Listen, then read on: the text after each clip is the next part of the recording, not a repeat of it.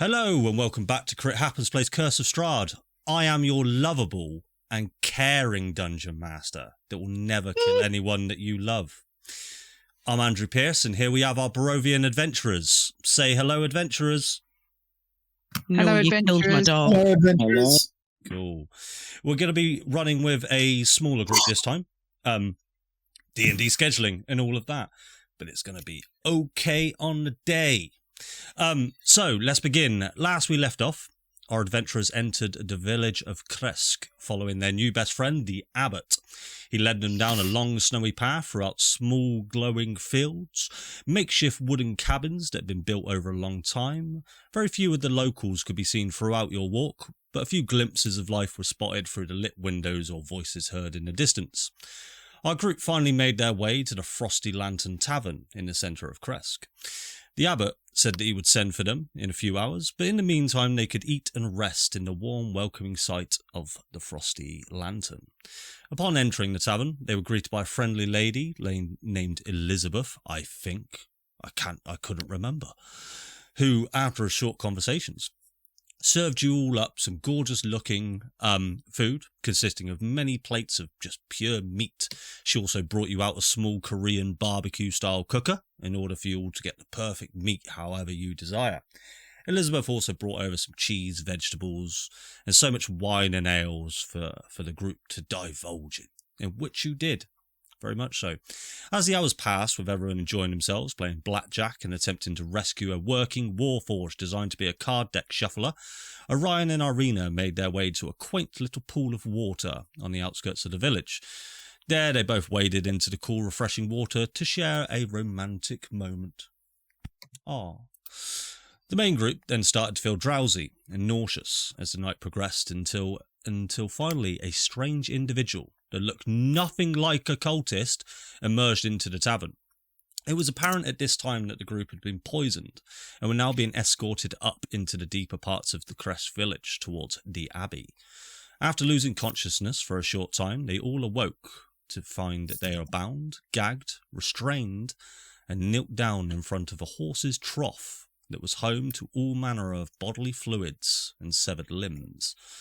The Abbot, staring at you all, explains that life in Kresk is easy when all the sustenance comes from people that they have to be harvested. The first to be bled dry was Neil E. Stickyfingers, having his throat slit and drained of all fluids into the trough below. Edith, Neil's grandmother, was escorted from the Abbey, as Strahd wanted her alive, for some reason. The Abbot then changed his attention to the group's belongings, in which he found a small dog known to the group as Santa. After an emotional response from Farah, the Abbot decapitated the small dog in front of the group as a show of power. Orion and Irina, while sharing an intimate moment, were interrupted by a sudden change in demeanour from Irina. Panic and confusion set in as she started to change, which is where we will pick up from now. I've got to do the thing. There you go. Look at me. I know how to use OBS. So, let me take you all to a scene. So, as you all remember this scene, there's a large, long horse trough out in front of you. In this horse trough, essentially just so much blood, severed limbs, all manners of maggots, tiny little pieces of feces in there as well. The blood from Neil has started to trickle down from the leftmost corner of the trough all the way down far enough to whoever's on the right. The stench from it is insane. Asai, can you just go ahead and quickly make a perception check for me, please? Okay, give me 2 secs.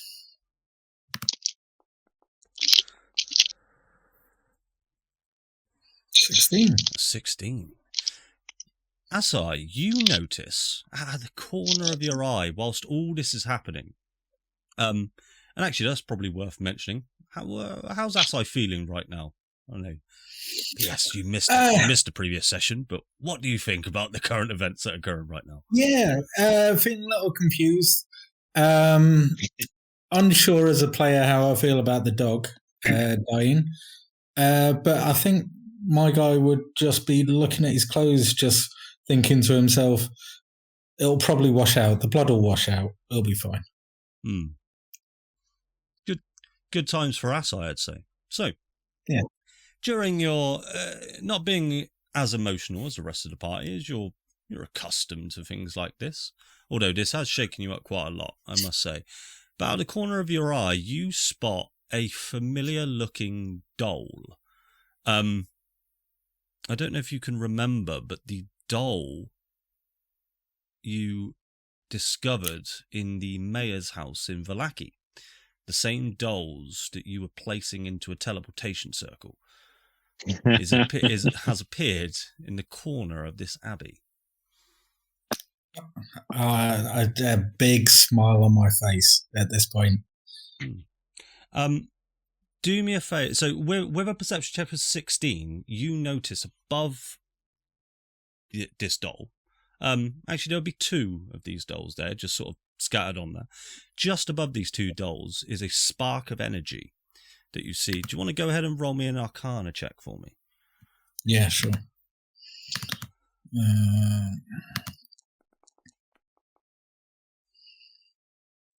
you go, 17. 17. Cool. So, with your know-how with Arcana and your cleric abilities, you would know this as something you've seen before very recently in the Vallaki Mayor's Mansion, that this could be a kind of teleportation rift, in which it may lead to somewhere that you know or somewhere that you may not know. It does appear with a 17 to be unstable in its current state. But as a reminder, you are currently bound, restrained, and gagged as you are on your knees. But that's just what you see. Yeah. Cool. I quite like this scenario, so yeah. Still smiling. This is what Asai's been practicing for. Yes. To be fair, I've been practicing on Weft with this. So I hope Weft's enjoying himself. It all makes sense now. All those nights. You are welcome. Amazing. The rest of you, what the rest of you sort of thinking at these moments while the Abbot is sort of strutting up and down you all once again?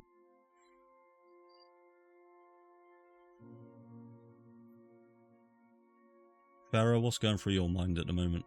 You must be pretty... Pharaoh's having a complete emotional breakdown because he's just ripped a dog's head off. Yes. And it was just moments ago. Samir, how are you feeling?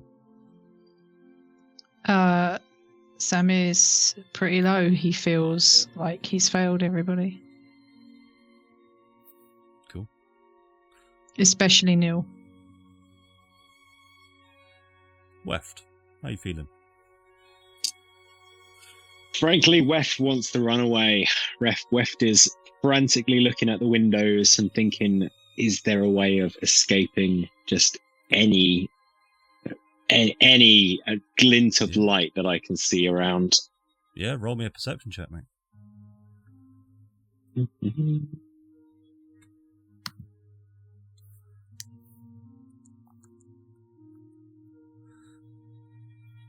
13. With a 13, you also get a glance that there's some random dolls in the corner of the abbey. Not quite sure what they're doing there. You do, with a 13, you do spend these next few moments just quickly as you're sort of scanning the area looking for some kind of escape, some kind of plan to formulate in your head. You do notice quite a few things that would exist in a church, but they may be useful to you in some kind of plan. So you do see large standing torches that are lighting the room. There is 4 each side. There are flames ablazed on top of them. 2 large stained glass windows. Large stained glass windows on each side of the abbey. So 2 to your left and 2 to your right. The images on these stained glass windows depict just Well, I'll tell you what. Do you want to make me a religion check for me, quick, Darren? Religion? Yeah. Let's see if you would know what.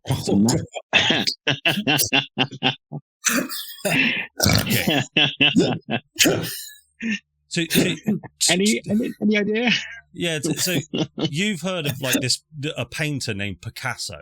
So all of these stained glass windows just look like Picasso abstract art, just squares and shapes. Yes. They're not. The rest of you can see that they are depictions of holy people and things like that. Weft, to you, not a fucking clue. Like this could be they're just rabbits or butterflies or any old shit. Nothing. It's not even a 1. It's a 0. It's a 0, absolutely. Oh, I want one of You'd the windows expect to nothing attack less. you at this point. Like, that's it. The windows themselves seem threatening to you, Darren. Wef, sorry. Okay. Be careful. They could pounce at any point. Farah, Mm-hmm. during this emotional time, and sorry to recount it, but to see the unfortunate demise of Santa, and the decapitation. The abbot does still have the head of Santa in his hands. He's not smiling, he's not laughing, he is just pacing up and down, like he's just sort of holding a toy in one hand. He's just sort of running it through his fingers. At this point, I think we have agreed that you would start to surge. Yes. Surge in a cool way. So the rest of you, all bound and restrained in a line, start to feel, and whoever's next to Farah would also start to see Farah's body start to glow. Large bright lights and colours start to emerge from Farah, especially from the hole in her chest. You feel like she's turning into Iron Man or something like that. The first large surge that hits you, Farah, is a large green surge, large refreshing surge. And this surge heals you for 50 total hit points. So if you want to go ahead and refresh yourself up, and any hit points that take you over your maximum, please add to your temporary hit points. Okay, so that leaves me with 30 and then that. Okay, there we go. Cool. That was so much maths. So as the refreshing burst lets out, another burst, almost like you're regurgitating arcane energy at this point. Another surge just lets go. This one, another greenish hue, but a darker green. And from your chest, a large grasping vine shoots out. And who would you like to target with a grasping vine? Farah? Well, I mean, I'm facing him, so it's going to be the abbot, innit? Okay. So, this grasping vine, and for everybody's benefit, we rolled a dexterity saving throw before this, just so we knew. The grasping vine reaches on and grabs the abbot's ankle. And before this happens so suddenly that he just doesn't realise, and he can't avoid it, and he doesn't dodge out the way in time. The grasping vine pulls him straight up into your face, Farah, and he is almost in exactly the same position as you, on his knees, kneeling over the trough and in your face. Is there anything that you would like to say to him at this point?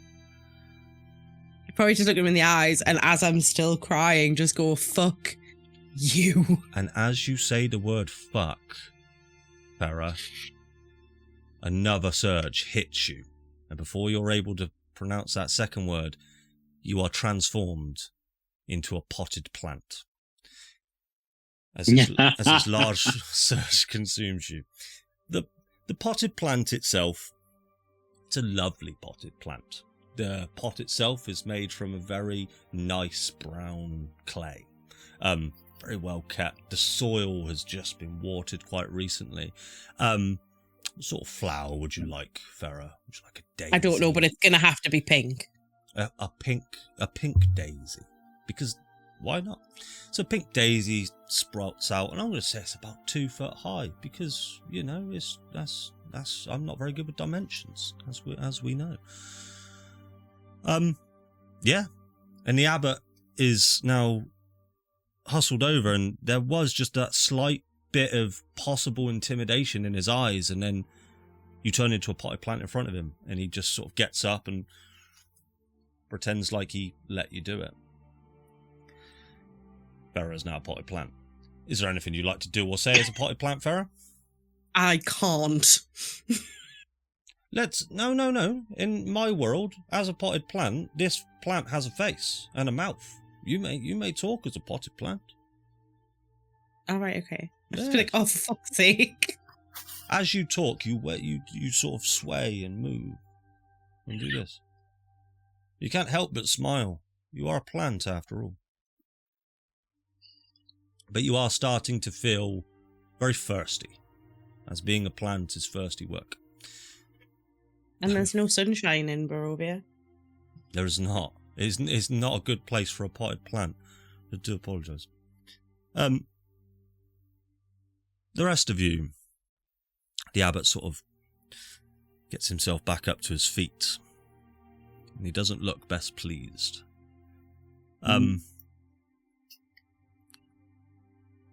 Can everybody, including you, Farah, roll me a d20, please?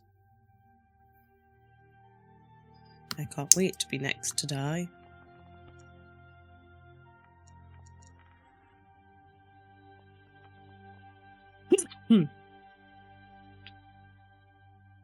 Top quality rolls from the whole group there. Brilliant work, guys. Go team. Go team. The group D20 rolls have gone swell. So, the abbot will approach you, Asai, and he will lean down to you and say, "Hello there. We didn't get a chance to catch up last time. How are you doing? How are you faring, Asai?" Am I gagged, did you say? At this point, he's going to pull your gag down, if you're trying to speak. Yeah, I'm just going to kind of for a bit, and then kind of give a sideways stare to the potted plant that's next to me, and then draw my eyes back to the abbot and just go, well, this morality thing doesn't seem to be working well, does it? I'm good, thank you. Good. I'm doing good. Cup of tea? Anything like that? Ooh, if there's one going, yeah, that'd be great. Thank you. Biscuits? No. There's no tea. There's no tea. I was just joking. I was making a jest. But I mean, I like your humor. I'll see what I can do. Great. Roll me. I'll tell you what. Roll me a persuasion check a sec, Jim. Yeah. Okay. I'm hoping for biscuits. So. Let's see what kind you get. Bourbon custard cream.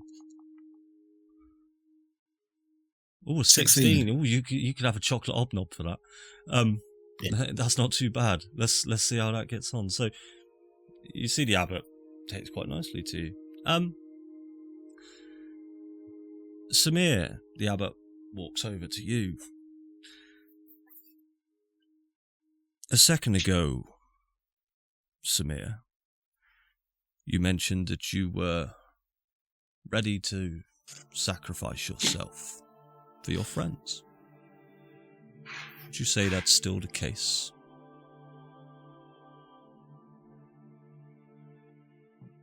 Very much so.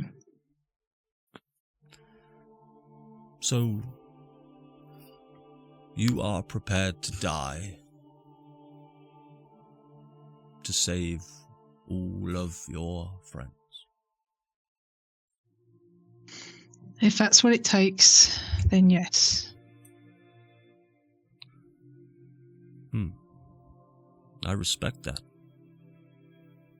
However, that's not the way this really works. And I wish I could tell you why. He heads on over to Farah. You've seen, you're a potted plant. And he walks past Farah. And he heads on over to you, Weft. The air is thick with tension. Every breath heavy as the Abbot towers over you all. His shadow long and menacing, and time seems to stretch and slow. Weft. The Abbot makes his way over to you and crouches down on the other side of this grotesque trough. As you look into his eyes, the stench of Nil's blood creeps up your nose as if it has slowly started to trickle down the length of the trough to where you currently are bound and restrained. The eyes of your captor are bright blue in colour, but as you look deeper, your mind starts to wander. Thoughts and memories start to enter your mind, but you can't recall them being your own memories. Trying to focus in on these images makes it feel like you're in some kind of fevered dream. Can you go make a wisdom saving throw for me, please?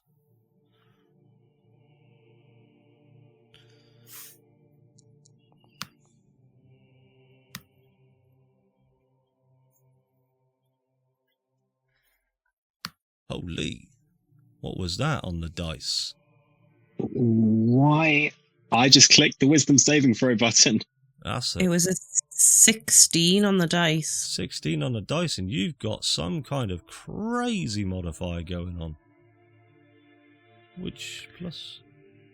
Okay, you've got... Don't ask me why. Hey, if that's what Foundry's telling you, that's a good roll. Yeah. I'll look into why that is. It probably is right, but that is a 27. Holy. Okay. Wise AF. Wise AF. You see, the Abbot addresses you, Weft, and says, "Hello, Weft. My name is Tristan Winters, and we're very much alike, you and I. Killing you is what needs to happen for the good of our home. Do you remember our home, Weft?" No. Well, I remember my home. Our home. Can I do a history check or something? And yeah. do I recognise? As in, do you reckon what are you trying to do a history check on? Well, obviously the name Tristan Winters came off on session 1. But so does the face of the now confirmed Tristan Winters kind of do I remember his face? Not the name, the face. I'll tell you what, it's with a 27 wisdom save. I'm gonna go off of this roll. What you essentially see is as these memories start to flood back to you, you start getting pictures, and these images start flying by, and you can see the face of a younger looking version of the man that stands in front of you. But these memories are yourself looking into a mirror. Yeah, that's what I'll say to that one with a 27.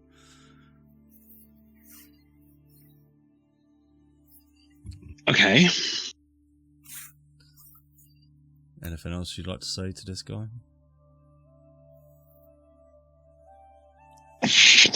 No.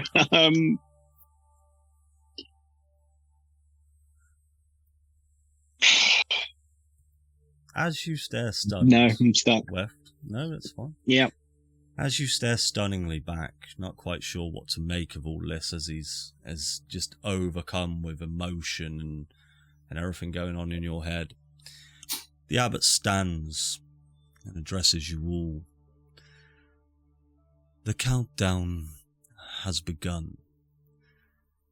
When you all entered this plane of existence, that timer started ticking.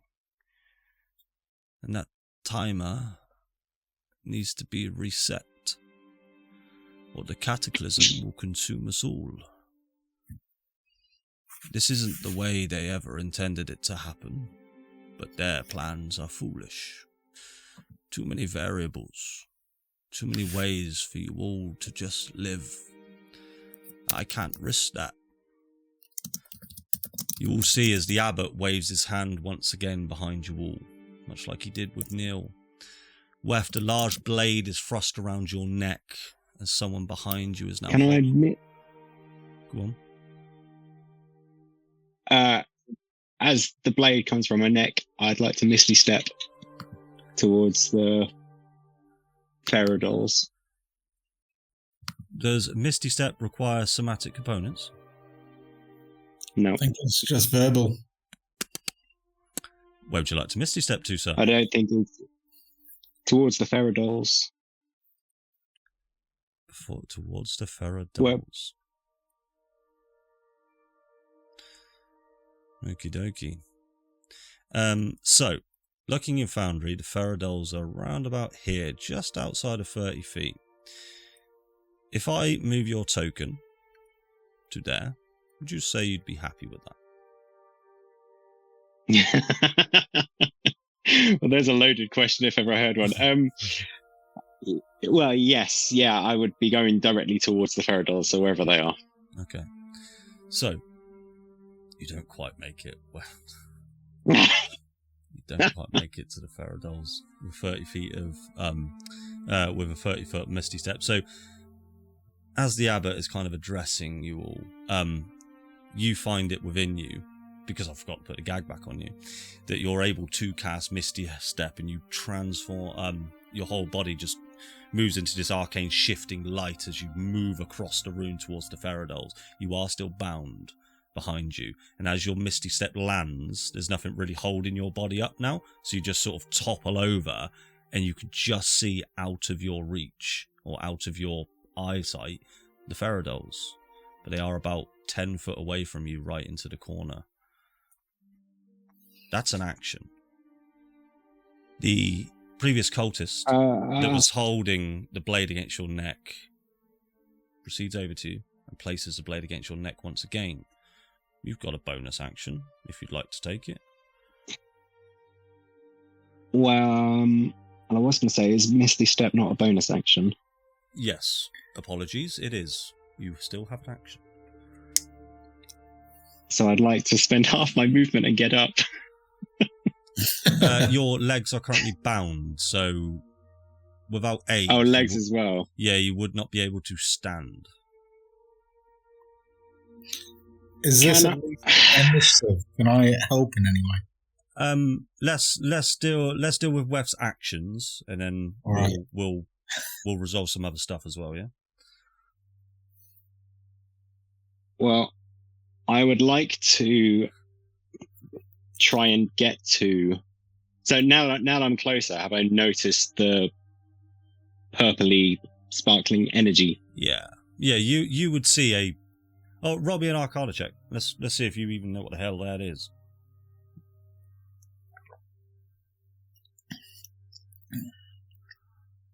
I can't have it though. 9. No, so 9.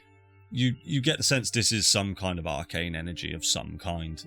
You're not too sure what it is. I mean, I figure I was helping Asai load the dolls into the teleportation portal and looking for a way to escape. I saw the dolls, and my idea was that I would try and maybe crawl in towards the teleportation or towards the crackling energy. I'll tell you what. I'll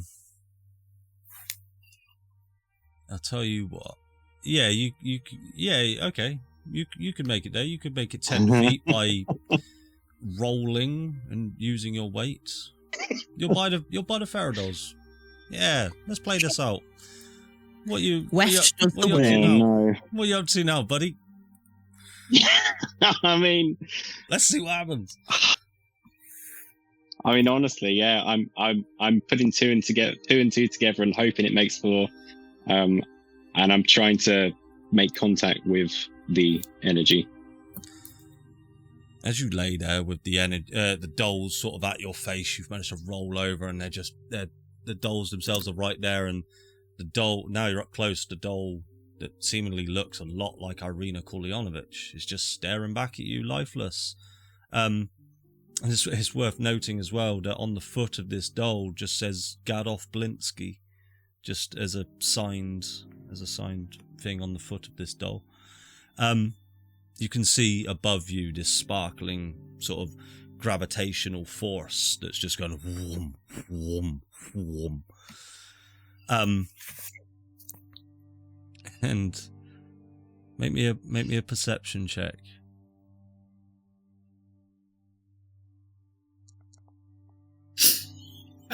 Oh.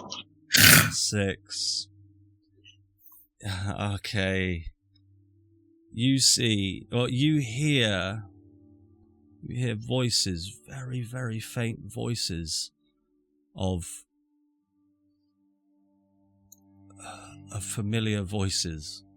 You swear you heard the voice of a Ceres blade dancer.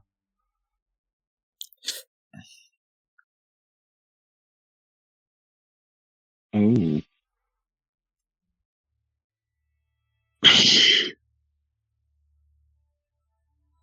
And then, so quickly now. So, bonus action, Yeah. movement. You happy? Yeah. Asai, Yeah. is there anything you'd like to do in these tiny few moments? And I'm going to say, I'm not going to give you a whole turn because we're not fully in our initiative, but is there anything you'd like to do, Asai? Asai, yeah. So That's you. yeah. So Weft, you're bound quite away from me, and there's a guy with you. Is that right? Let's With see the how blade? far away he is from you. So he is 25 feet away from you, bud. Okay, and is there a guy with a blade to him? There's a guy. Yes. At this point, well, the guy will move over and place a blade there. So let's say he's done that now. Okay. Weft, how much do you want me to help? that's. I'm just gauging this from looking at his face. I'm not talking to him. Okay. I was gonna say you are both ungagged. You could have a chat if you want. Yeah. I mean, if you're looking at West's face, he's absolutely like a caged animal, like panic stricken. Yeah. Okay.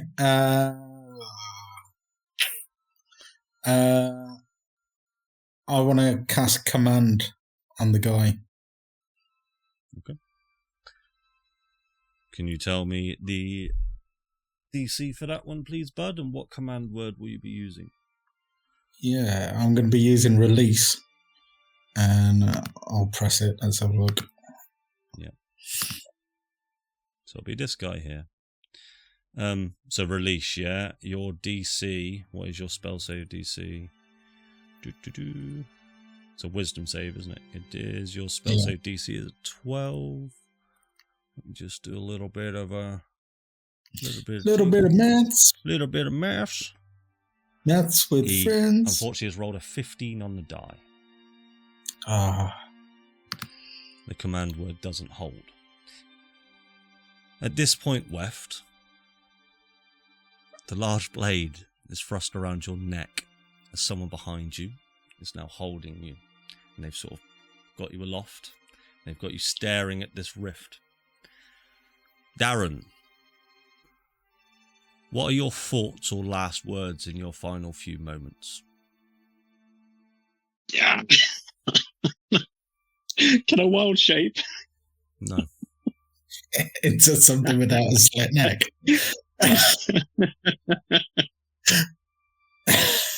Anything else, bud? The blade being held against your neck starts to slowly cut deep into your flesh. The pain fills your body in an instant. But then suddenly, the blade is removed. You feel relief wash over you, but you are unsure as to why it has stopped. I'm a prick, I'm a prick. Suddenly, a violent and loud crash occurs from your left. The sound is almost deafening to you all. The window to everyone's left explodes inwards, a symphony of glass shattering through the suffocating stillness. The room itself jolts. Those who catch a quick glance at the abbot noticed a look of surprise in his demeanour. The guy that was originally holding you, Weft, has now sort of just let go and is trying to understand what is going on. A limp body of a robed figure launches through the now broken window before slamming into the ground, lifeless, covered in blood and rolling to a brutal stop at the abbot's feet. Before anyone can react, the room is consumed in a searing flash of light, blinding, all-encompassing. Screams of anguish rip through the chamber as the abbot and his cultists writhe in pain. And then, as the light recedes, you see them. A figure, hallowed in the remnants of the glow, stepping through the shattered window with an air of quiet, lethal resolve. Every movement that this figure takes radiates purpose, as if they command the very light that had just swept through the room. Jack, would you like to join the table and describe what we all see, please? Hey guys. It's your boy. Yeah. Yeah. So yeah, the figure you see, clad in heavy armor, very intricately designed and made gold and black armor. In one hand, they carry a black and inflamed flail, and just burns with the bright burning energy. Long auburn hair, and in their hair you see a small white origami flower, and on one hand is a gauntlet with a burning orange eye. If you take a look as at the Teddy Brightspark walks through the window. Tilly Brightspark. Reimagined. We got an upgrade. Tilly got an upgrade. And just for everybody, this is what you see. Hilly got a glow up. Yeah, she did. Cool. And with that is where we're going to go into initiative. Oh shit. Yeah, I'm telling you things, buddy. No, I don't. I don't expect you to. You don't get to benefit from your absence any longer, sir. Got an upgrade. We're fighting. What? Oh no. Speaking to combat, I need to change my dice. Oh, what a bitch. Okay. That's everybody rolled, isn't it? Okay. I'm sorry, why is What's Her Tits ruled for initiative? Because she's not here. Jack, Tilly, as you have burst through this window, you are not top of initiative, but you do get to act first. What would you like to do? Ooh. So I get a turn. You get a full turn, as if you were top of the initiative. Oh, okay. Cool. I'm gonna look around the room. I don't know anybody other than the 4 people I know. But there's a fucking load of blood. There's a lot of blood. I'm just gonna. She's just gonna like stand there for a moment, and she's just gonna look at the abbot and go, "That's not very nice." Fuck me. Let's not mess about then, shall we? How far away is everybody from me right now? I don't know how everybody's doing on health. Where's Weft? Oh, for fuck's sake, Weft. I'm gonna rush into here, full movement. Can you move? Turn, It's so not your turn. move. Okay. Let me do it for you. Put me for there. this one. All right, cool. She then she touches her holy symbol, and there is a bright light that emanates from it, and there are small motes of radiant energy that come through to each of you. I'm casting Beacon of Hope. Ooh. So, if it'll let me do it. Yeah, make sure you got them all targeted, buddy. Cool. Federation, advantage on wisdom saving throws and death saving throws. And healing always does maximum healing. No rolls needed for those people. I include myself in that as well because I choose up to 6. Sorry. So it would be me as well. Okay, cool. No worries, and you are currently concentrating. Cool. I am. Yeah, that went my turn. Okay, you've still got a little bit of movement and a bonus action left. All good? No, I got no movement. I'm good. Thank you. Okay, no worries. It is over to the Abbott, who rolled insane on his initiative. Ooh. Seeing you crash through the window, Tilly, he'll move up. He will draw a mace from his belt that he will give you a beat down with. Warding Flare. At disadvantage. Disadvantage. Yeah, let me just check something a second. Okay, let's see if this actually works the way I'd like it to. So, disadvantage on the first one. The first one? 16 to hit. That misses. Misses. Awesome. And then he'll go ahead and take a second swing at you. I believe Warding Flare is only for an attack, right? Or is it? Yeah, I can only use it once. It's one reaction, which I've now used, so... Yeah, but it only counts for one attack. That's only on the attack. Yeah, okay. Fair enough. So he's going to make this as a straight roll. Does an 18 hit? It does. It does. Ow. That's going to be 31 points of damage. Ouch. Yep. As this mace, he holds it aloft and he swings it the first time, and it just sort of glances off of your lovely new shiny armor. You can see the frustration in his face, the surprise in his face. You get the sense that he knows who you are.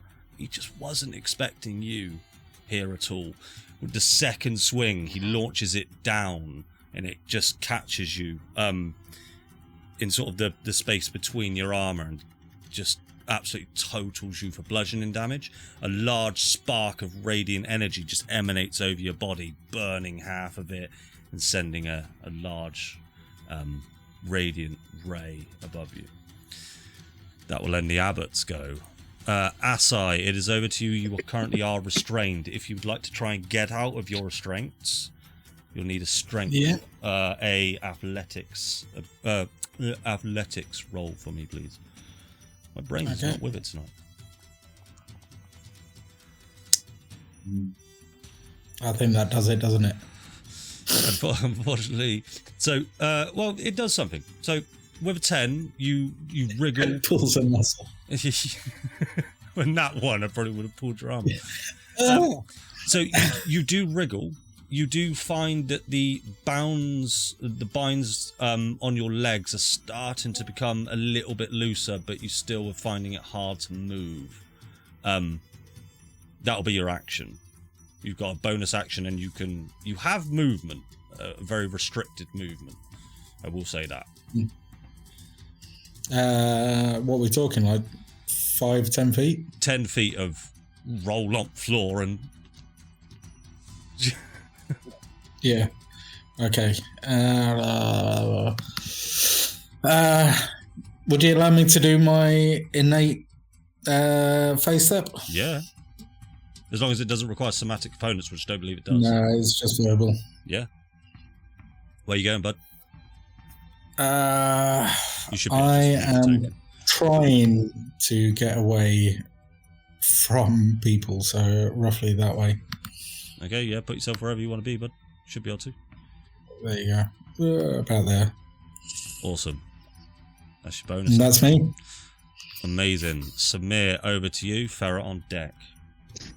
Okay, whereabouts is our stuff? Where's my Ah. big sword and shield? Good shout to you. So your stuff is just here at the base of these stairs. So again, with you, Samir, you are currently restrained. If you'd like to make that strength check, it's up to you. But it will require your action. Nope, I'm going to use a bonus action to turn into a rat. Ooh. So presumably the bindings will fall away and I can scamper over to my shit.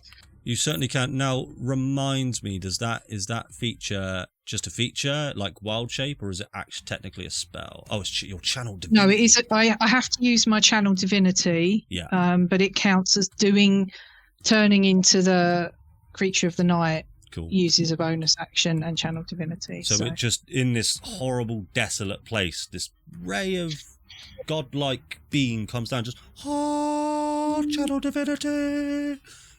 You turn into a rat, and the binds just release themselves. Oh, channel divinity. Channel divinity. It's cool. That is exclusively the noise, like the sound that I expect to come out of everyone whenever somebody uses channel divinity from now on. Yes. I'm not sure Mother of Raven sounds like that, but sure. Channel divinity. Caw-caw, channel divinity, caw-caw. So I'll come over, drop the rat shape, pick up my stuff. I've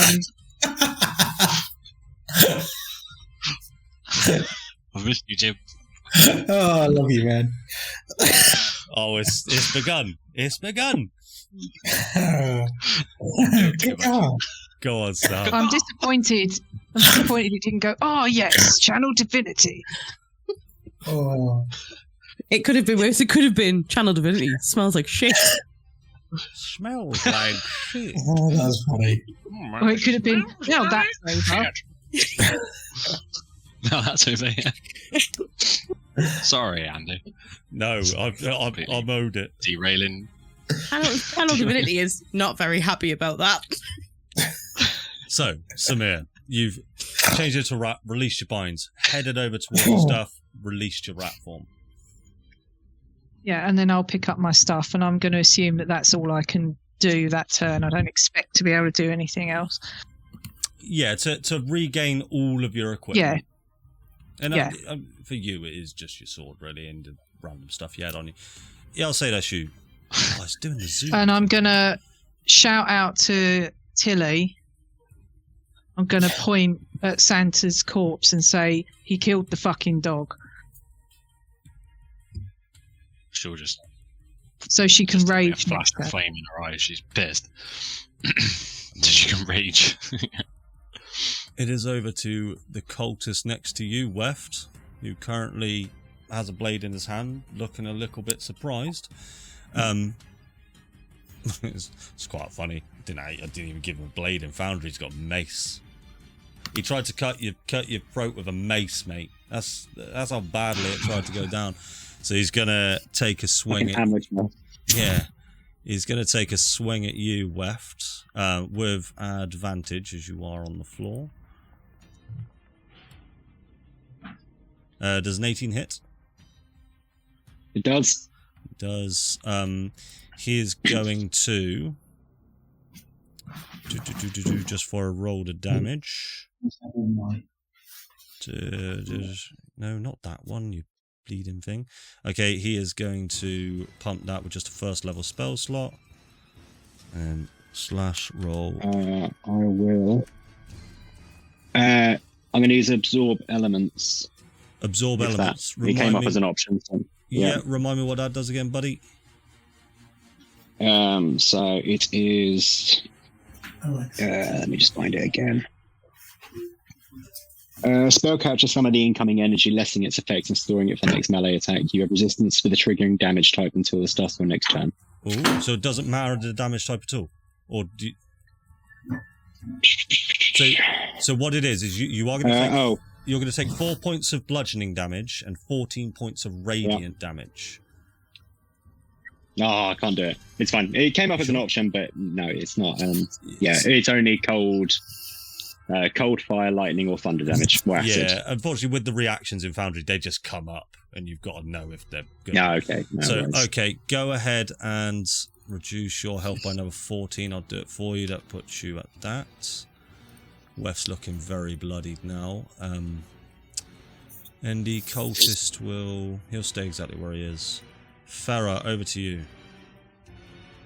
So first of all, because it is the start of my turn, I magically stop being a plant pot. You do. So, Like, so unfortunately, as it comes to your turn, this plant pot and this pink daisy starts swaying, and all of a sudden your pot just cracks and the soil falls out and the plant just goes, oh no, and then you're back up as Farah. But not restrained, right? but I assume, yes, Yeah. a la the rat, that my restraints have also magically disappeared. Ah, the rat. Yeah, yeah, you're restrained from the floor. You can't restrain a potted plant. Sick. That does absolutely nothing for me. But Isn't a potted plant inherently restrained? I was incapacitated. Is the exact wording. Oh, it's nature. Yeah, but its very being is restrained to the pot. Andy missed a trick because I was also vulnerable to all types of damage. Oh, were you? Oh shit. Yeah. Oh well. Incapacitated, Maybe not radiant. vulnerable to everything. I didn't read that far ahead. So, Farah is going to use half of her movement to stand up. Yep. She's going to look at Tilly and just be like, am I fucking glad to see you?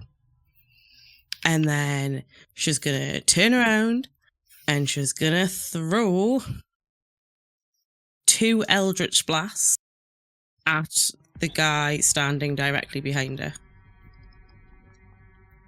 Directly, yeah. First one hits. Is that a crit? What did you roll? Oh, it's 19. So 19. 9 So points of close. damage. Go for a second one. And then hit him again. I hope I hit him again. Yeah, Hit him again. 21 hits. That's They're another. all taking 8 damage. And then bonus action, I'm going to convert, and bear with me because I did have the tile. Good looking out. I'm going to convert 5 sorcery points into 1 3rd level spell slot. Okay. So, And that is the end of my turn. so as your Eldritch Blasts sling out, they both land on their target, much like the Abbot before. You can still see that his face is real scarred with that sort of Eldritch energy. The same Eldritch energy is now coming onto these cultists. They're wearing white masks that you can see now. And as you hit the first Eldritch Blast and then the second one straight after, you see out the corner of your eyes in your peripheral vision that the other cultist, the one standing next to Wef, the other one standing to the left of this cultist, also react in the same way. They're taking the same damage. Cool. And you're doing this stood in a pile of soil, and it's quite damp. Yeah. So now we will see as emerging from the broken window where the cultist was thrown through by Tilly Brightspark is Irina. She looks different somehow. You will see her walking through the debris with purpose, unlike her sheepish old self you have all come to know up to this point. You see she's covered in dark black shadows drifting off of her shoulders and hair, and she's wielding 2 long, dark rapier-like blades in each hand. And she'll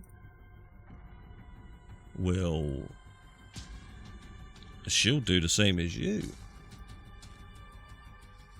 She will Eldritch Blast the Abbot.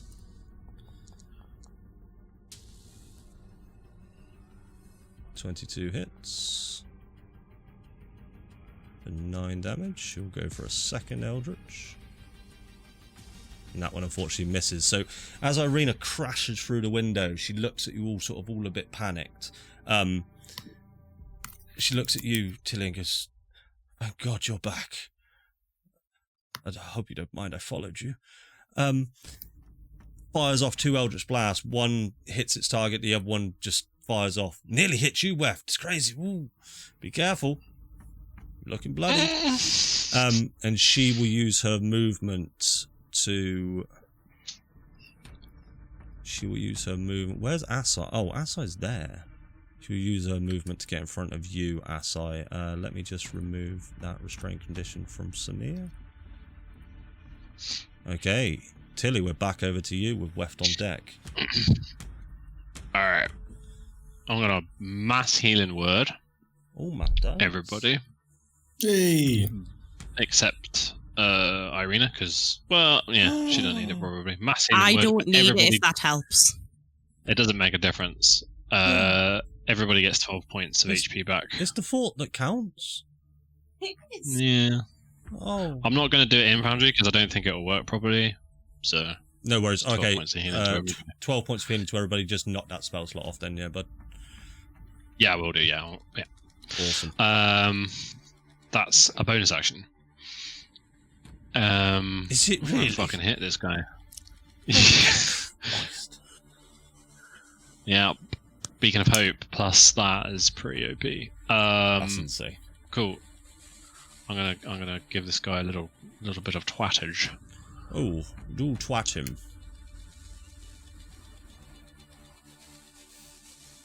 Can't roll ones. Oh, But I can roll fours. You yeah, halfling luck. Oh. 11 will miss. Yeah, no shit. That'll end a turn. Do you only get one attack as a cleric? Yeah, you will do, won't you? Yeah, just the one. Just Pretty sure. Okay, doke. Weft, over to you. You're currently restrained and on the floor. Right. Question. Answer. This orb of energy, is it within 5 feet of the cultist? It's not an orb. It's more just a spark disseminating in the air. It's The not. spark of it. It's. I'm going to say yes. It is here. Technically, it's a bit more than 5 feet. I'm classing this spark as energy, not as a grid space. It's more just there. It's probably about 6-7 feet as it's on the diagonal. So I'd like to use my telekinetic shove and try and push him into it, Oh shit! if possible. We're going to change the past. Ooh. Oh, really? No, definitely not. Go ahead and use telekinetic shove for me then, please, bud. I'm going to do it, so... there we go. Let me have a look. So it's a DC 15 strength. Please, mate. He's not very strong.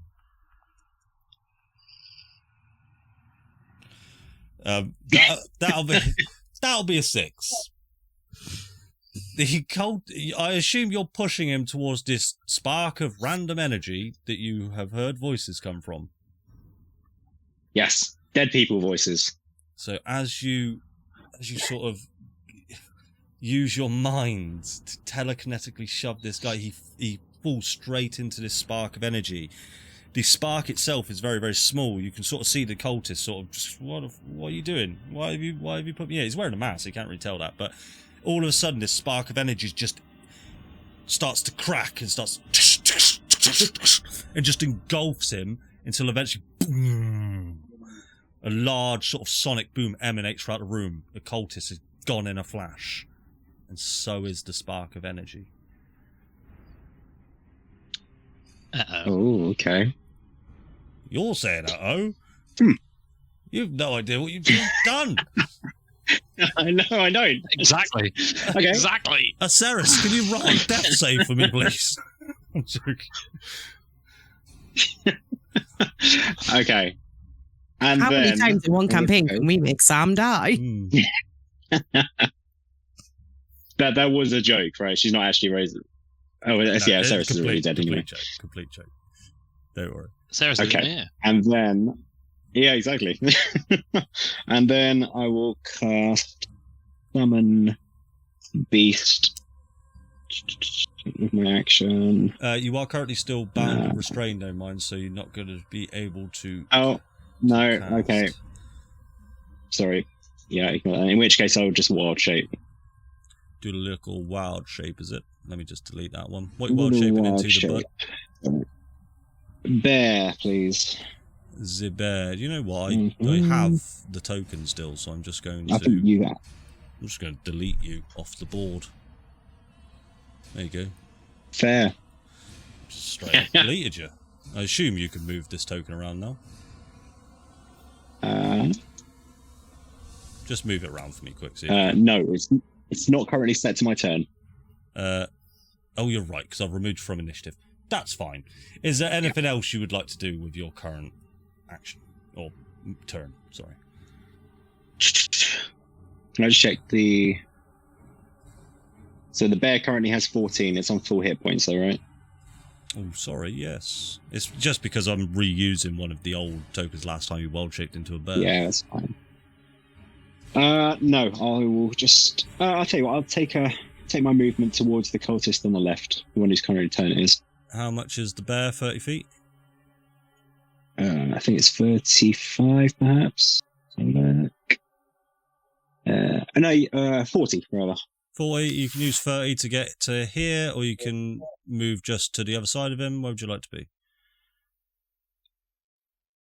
I'll tell you what, make it 20. Not quite get to him. Not quite get to him, yeah? So that'll put you to there, yeah? Perfect, yeah. Perfect. Okie doke, it is over to this cultist, who will... what you can do there, little man? Oh, I'm not sure, I'm very scared. He's going to...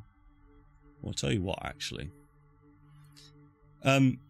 He will start to wave his hands in the air, and you see the other cultists, because one of them's just gone now, start to wave his hands again, and suddenly they all start to disappear. Unless anyone would like to take a reaction at this point, or make an Arcana check to see what they're up to. Nope. Cool. So they disappear off the battlefield, and they have gone. I'll say both of them because it is the other one's turn just in a second. It is now over to the Abbot. The Abbot. The Abbot is going to try and run. Tilly, attack of opportunity. For a movement. Yes, please.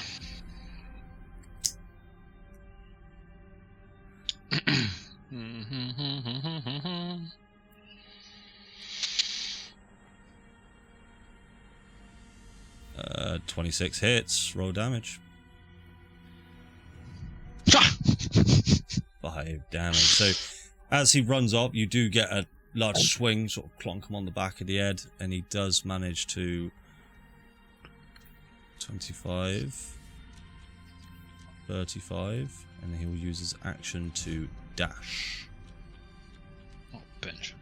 Pussy! Pussy, pussy, pussy, pussy, pussy, pussy, pussy. And as you say that, he turns around and just... Yeah. And with no more people in... Well, let's have a look. Asai, over to you. Oh yeah, I'm still bound, so I'm just watching people. Yeah, do you want to try and escape your binds? Yeah, let's do it. Just in time. Just in time. Right, where's strength? Athletics, there we are. Oh, there you go. on my screen, that dice just went over to 19. 24. Yeah, you very much, well, with a 24, fucking break the binds, fuck it, why not? What would you like to do with your bonus action and your movement, mate? Nothing. I can't really do too much. So I'm just like, oh, everyone's gone. Use half your movement to at least get up, or you staying on the floor? You having a sit down? Yeah, I'm just watching. All right. Yeah.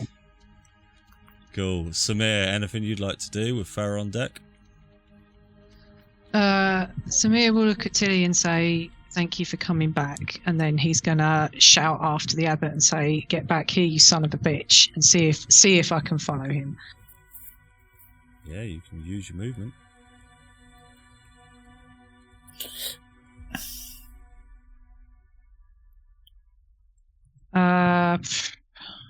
can see him.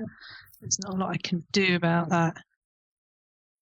So, would I be able to see him with a ranged hit there, or is that door in the way? He's going to be within half cover.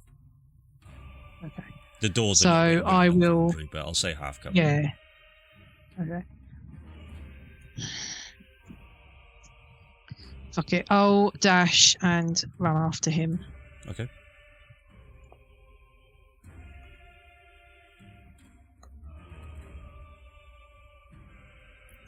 Okay. Bonus action left. Let me have a quick check of this quickly. Pardon me.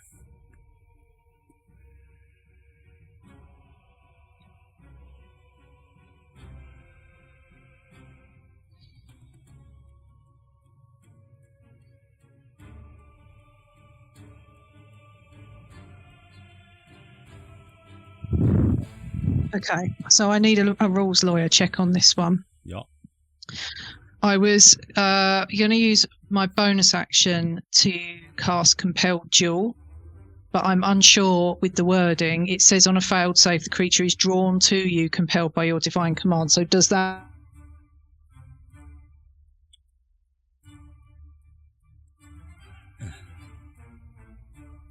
Discord is freezing. Just because the rest of the wording says it has disadvantage on attack rolls against anyone other than you, so I didn't know how compelled means. I don't know how bad Discord just froze for anyone else, but it did for me.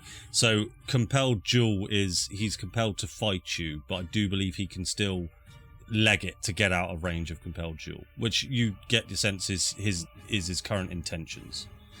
Yeah, that's what I was unsure about, because I didn't want to cast it and then he can just fuck off anyway. Yeah, so. you're not. So he's not mind controlled to fight you. He will fight you if he's fighting. Yeah. Right. Okay. Must make a wisdom saving throw each time it attempts to make a move to a space that is more than 30 feet away from you. Yeah. So it is. Yeah. It's up to you what you think is worth doing. And obviously, so I we don't have want to fail and then fail again to keep running away. Yeah. Okay, well, fuck it, in for a penny. In for a In for a pan. pan. In for a pan. Japan. In for a pan. Caw, pan. He'll probably save it 'cause he's probably super wise. He is Fucking super son of a- wise laddie. And he saves. Fine, I'll just flip him off then, and that's me. Actually, Farah, over to you with Irina on deck. The paladin. What's I say? Can I stand in the tray, the trough? You can do whatever you like. I wouldn't advise. I just didn't know if it Yeah. was like tall and I'd have to like jump over it or something. It's like a horse's trough. If you want to get in it, be my guest. I mean, it's not that I want to. But Farah's going to sort of just climb through it to get to Tilly and just grab Tilly and just give her a big hug and just stand there and be like, I'm sorry. Thank you for coming back. I'm so sorry. I'm sorry. Thank you. I love you. And then just kind of shove her away and just sort of head in the same direction as Sonia went. So, Tilly, Just shove it into the trough. No, like shove her away from me. I'm not that cruel. It's worth noting, as Farah's just crawled over this trough with not a lot of thought, she's now covered in blood and feces and... Yeah. Thanks, And Farah. soil. Still covered in soil. Right, so that's I've seen fine. weirder things, it's fine.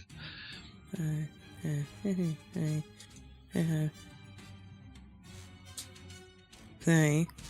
And then I'm just going to dash to try and catch up.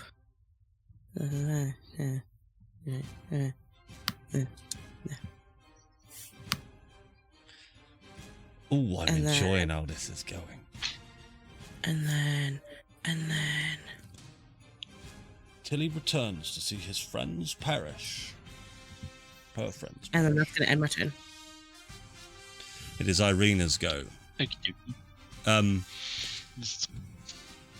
Irina will hold a hand out to Asai and pull you up and say, Asai, we need you. Now more than ever. She's going to lay her hand up to you. Are you going to take it? Yeah. Cool. She'll pull you to your feet.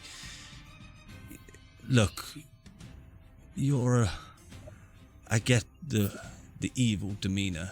I really do, but you're good on the inside. I know you are. Let's kill this fucker. And she will run away from you. You can take an attack of opportunity if you want, outside.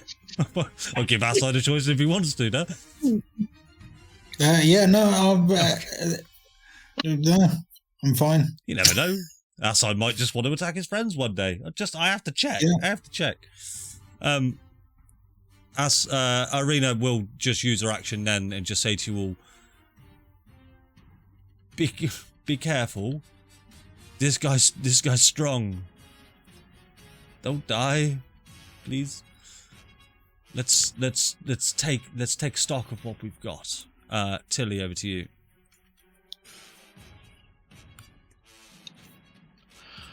I just want to see before I see what I'm gonna do. I'm gonna run to here. Oh, little bitch. He's still flipping you off after you called him a pussy. Is he? Yeah. Is he really? Right. If that changes what you want to do, no, it doesn't. No. Oh, it definitely does. He's flipping you off, but Santa's head's on the end of his finger. Yeah. Santa's tiny little head. Yeah, I'm not. He's not trying to goad you. I promise. Kills me. Oh my day. Right. That should do it. Fucking hell! Roll your damage. He deserves it. Why has Silver he got? Bobs. Yeah, well, hold on. He's just rolled with advantage there, and I don't know why. Well, he rolled with advantage against me as well. Wisdom, fine. Dexterity saving throws, though. Let me just check something. No, it's fine. Yep, he should roll with advantage. But you are going to silvery barbs, are you? Silvery Bobs in him. Silvery barbs. What a fun ability. What a fun ability. Ah, yes. Oh, fucker. Yeah, he's alright. I think. He's fine. So, what was your total damage? 28, so he will take 14 points of damage. Which you already did. He took half. So then I will say, I think we need to get out of here. Cool. So this large fireball just flies past your head, Farah, Samir, and just explodes against the back wall. You can feel just the heat emanate off of it and sort of, not singe you, but just sort of, heat on your face. Is that going to end your turn, Tilly? It does. Yeah, sorry. Yeah. Okay, it's over to the Abbott, who's... he is angry. Because nothing is currently impeding him, he will... Oh, let's use his movement to start with. This is what I want to do. That's not on a wall. He's going to move out of sight of you all. Samir, as you're the closest, can you make a perception check for me quick?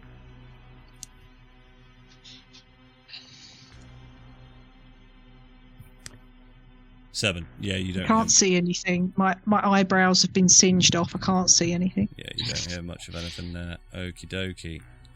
And with that, we are going to end combat. The scene is yours, guys. Running straight over to you. I don't know this individual. I'm just going to run straight over and just assess their level of death.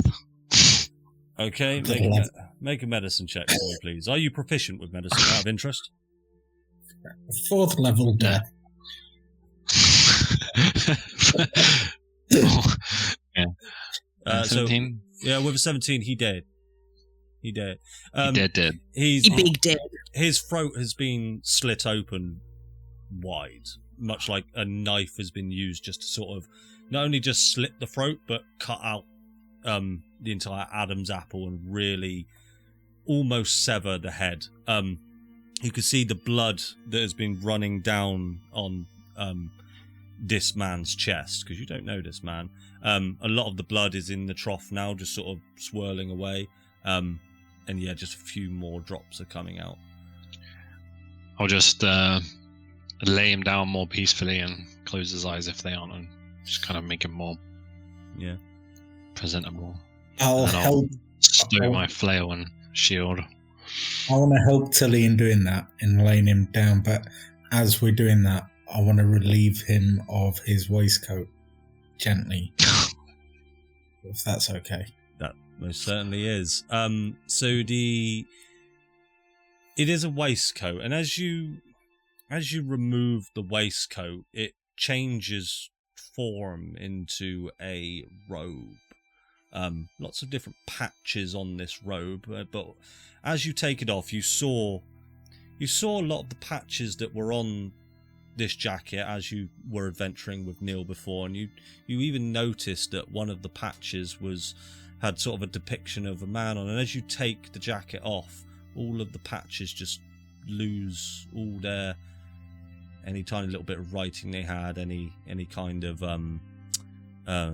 depictions of images or anything like that. It is now transformed into a robe, a large great leather flowing robe. You're more than welcome to make me an Arcana check.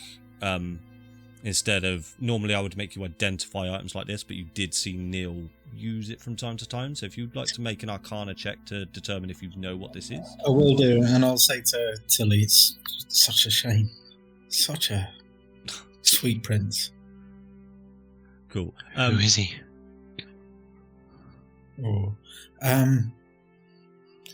Good question. He hung around, who is anyone? And I'm going to say this in a way that I've clearly forgotten his name, but I'm trying to pass it off as, it's something deeper. But if you don't know Abbotoir, it's okay. So, hey, it's been something.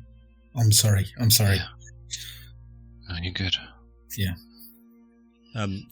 You, with a 21, you would know this as a robe of useful things that you have acquired. Oh, okay. So add it to your inventory. Sounds useful. That wasn't what I was planning, but okay. Oh, okay. Fantastic. Let me just add that to your inventory, and let me just check something for you. Does that require attunement? I can never remember if that one does or not. I'm going to say for now it does require... Oh, it's gone. I've got that bug where things just disappear. I will add it to your inventory at some point, Asai. Well, that's interesting. Yeah, thank you. As Weft's bear... Are you still in bear form, Weft? I'll just... Yeah. I'll just reach over and just give him a little, scruff on the top of his head between his ears. Hey, Weft. I can't say much, but you get the feeling the bear is pleased to see you. Good. And my eyes will dart around the room. Where's Orion?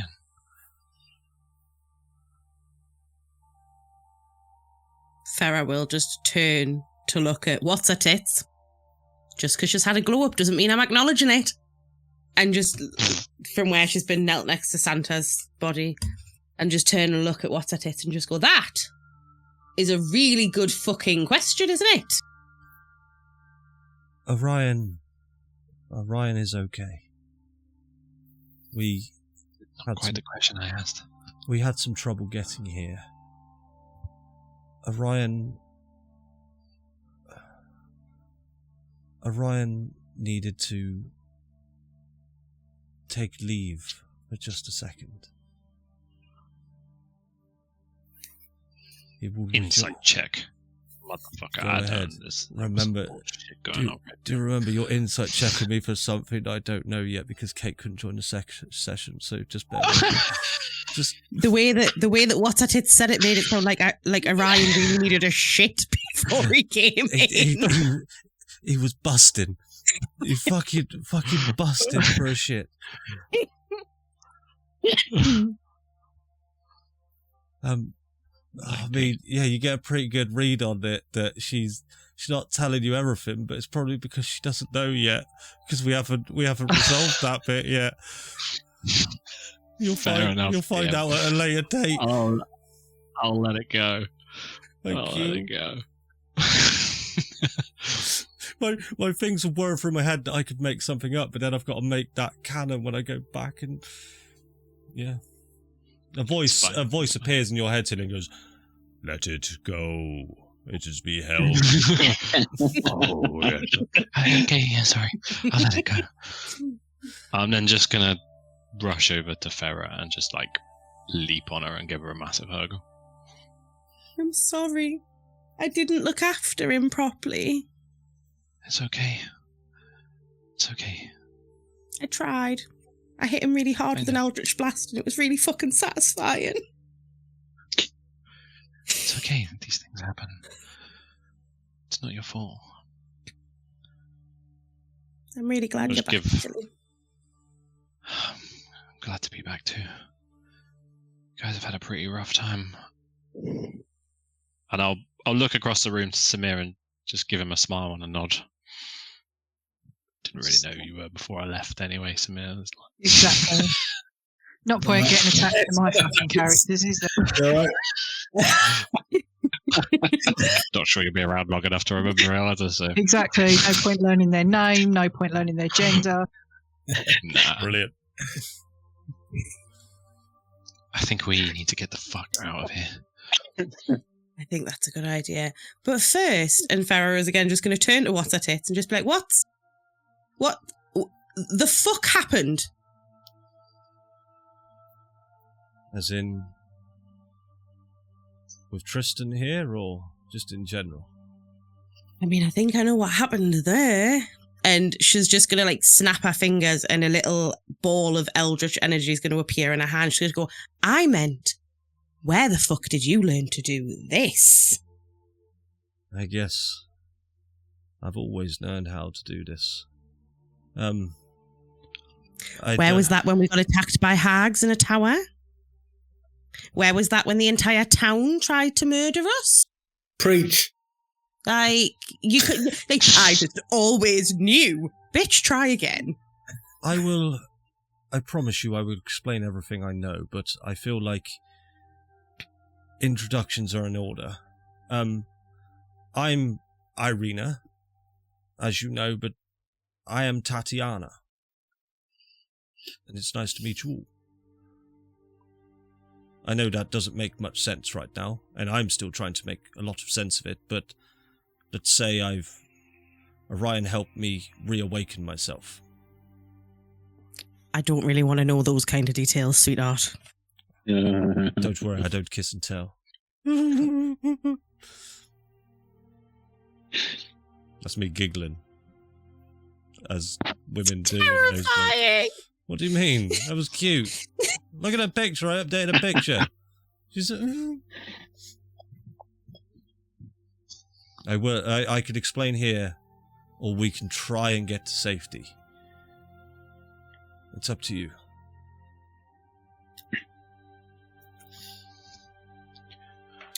Yeah, we need to go. Going sounds good.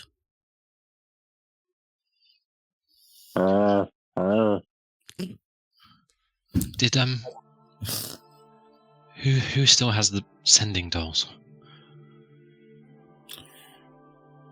That's a really good question. I've got it written down. I'll tell you what. It is currently 9:00. We will take a we will take a short break while I go and find my notes of who's got the sending dolls, and we will be back shortly.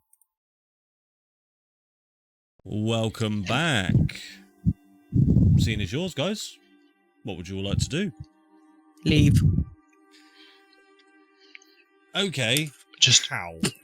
The reason I mentioned the sending dolls. This is. Everyone just turns to look at West. Bouncing here and there and everywhere. Even if we are leaving Orion behind right now, if he's got one of them, we can tell him where we're going.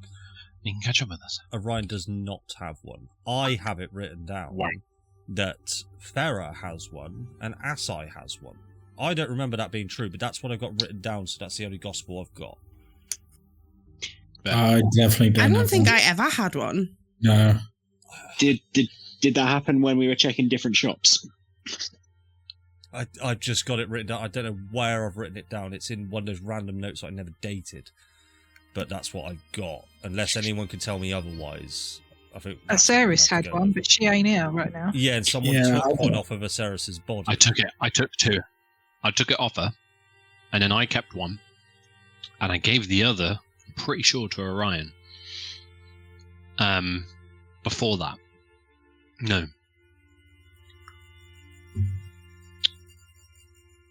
Okay. I don't know. Let's make a call on it. If everybody would like it to go to Orion, you can. Obviously, you can't use it because Orion's not in.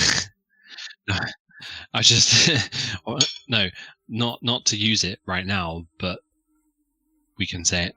And he doesn't need to respond anyway. We can just tell him where we end up, so he can find it again. There we go. You know, when he's back. Let's call it like that. Cool. All right. Question. When I got here, did I see? I obviously got here fairly quietly. Did I see a decent way out? So okay, let's go through this part now then. So as you made your way here then, Tilly, I was hoping to do this in a different way, but we should do it like this. So as you made your way up the central road in Crest, there's only one main road that leads from the gates up until right up into the Abbey. This road is probably about a mile long, and you've got the sense that it spanned the entirety of the small village of Kresk from start to finish. As you made your way up the cobblestone, you did notice that your friends were being ushered away, which you thought was quite odd at the time. You then saw them start to fall unconscious. They were then bound and restrained where they were, and they were carried quite a distance up the hill. You managed to follow. You did get the sense that someone was following you, somebody was perceiving you during that time, but you were unaffected. When you got to the Abbey, you did notice that there was a large group of hooded, robed figures patrolling the area. With amazing stealth checks, you were able to get past these figures until there was one left. That one being the one that you destroyed and threw through a window. Launched through a window. Mm. So you do know there is quite the large surveillance outside the Abbey. I'll tell you what, do you want to go ahead and make a perception check for me to see if you can hear or see anything right now? I do those with advantage. You do. Natural 20. Natural 20, baby. Everything seems quiet. You can hear, with a natural 20, you can hear muffled voices from outside. You don't pick up any common, and nothing sounds alert, although you don't speak whatever language this is. People don't seem to be close enough to you. That's what you'll pick up from where you are. Okay. With a natural 20 as well, you did... No, you wouldn't have. No, never mind. So, we can go back the way I came in, but probably have a bit of a fight doing it, or we can try and find another way. It's worth mentioning just quickly, and this isn't me trying to convince you to do otherwise, but it's worth me doing.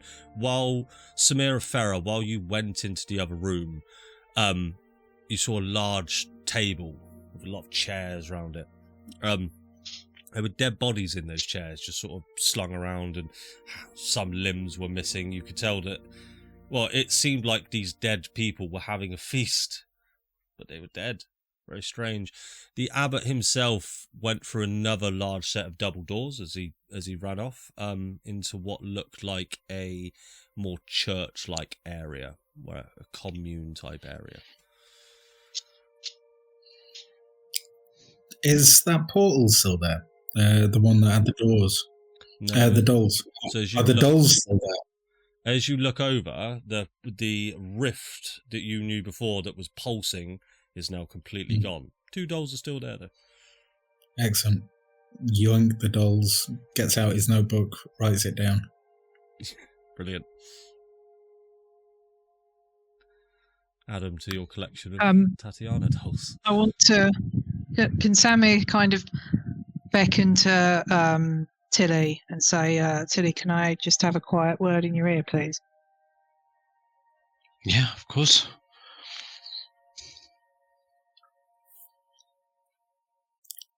You come in, or? Trundle over to Samir and yeah.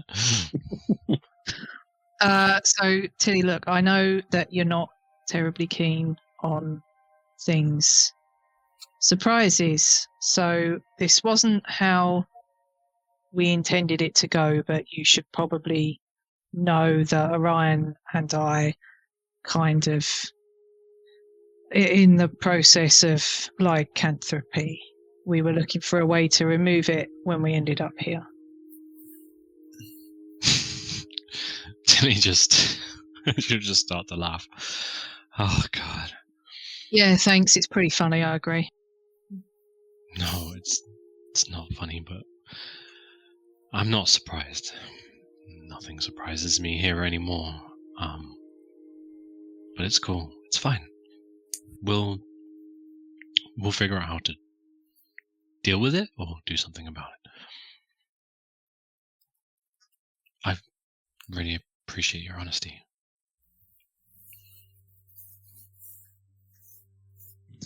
Well, I might as well.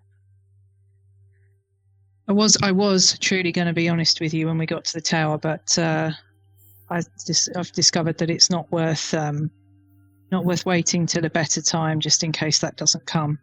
I've not really been around or had the opportunity to be with many people since I got here, so I guess I'm a bit rusty. It's fine. You don't have anything to apologize for, and we can talk about it when we're not here, yeah? Mm-hmm. Just didn't want it popping up because I think the clock's ticking a little bit on this. What do I know about lycanthropy? Roll me a history check. DC's pretty high from your background, really. But 14. Only what you would have heard in kids' storybooks. And it is a curse, or you can assume it's a curse. You could put 2 and 2 together. Okay. I think I might be able to help Samir, but I can't do it right now. I'm a little tapped, so if we can rest up a bit, we can maybe give it a whirl. Yeah, of course. That's good to know. Thank you. All right. Any ideas how to get the fuck out of here?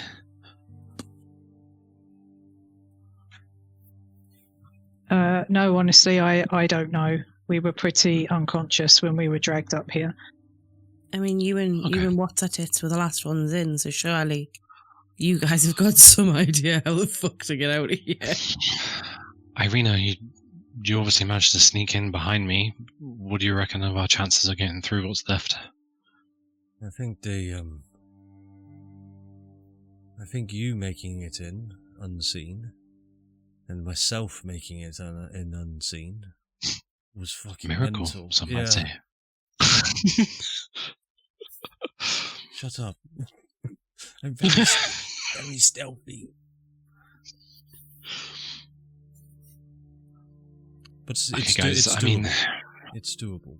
Now, it's worth mentioning, I don't know if this helps, that man there is Tristan Winters. Which man where? The man with golden hair. The one who's just ran off throughout the Abbey. His name is Tristan Winters. He's one of the greatest foes you will fight. But he does need to be stopped. Very much so. How do we stop him? I don't know. It's very helpful. Tristan is a wild card in this situation. He's not acting how he normally does act. How does he normally act? This would be a lot easier to explain over a cup of tea. And she'll turn to you, Weft, and she'll say, "You don't know it now, Weft, but that man is you. You are Tristan Winters. Do you know? Do you have any idea how he got here? Or The bear just shakes his head with looks confused. oh yes, you're a bear. Oh well. I get that this is strange and I'm not making a lot of sense, but there's a lot to explain. Imagine this as a kind of a bowl of soup with spaghetti. How else do you explain time and chronomancy and a bowl of soup with spaghetti? But this is like what the ravens were talking about. What exactly did the raven say? Well, everything.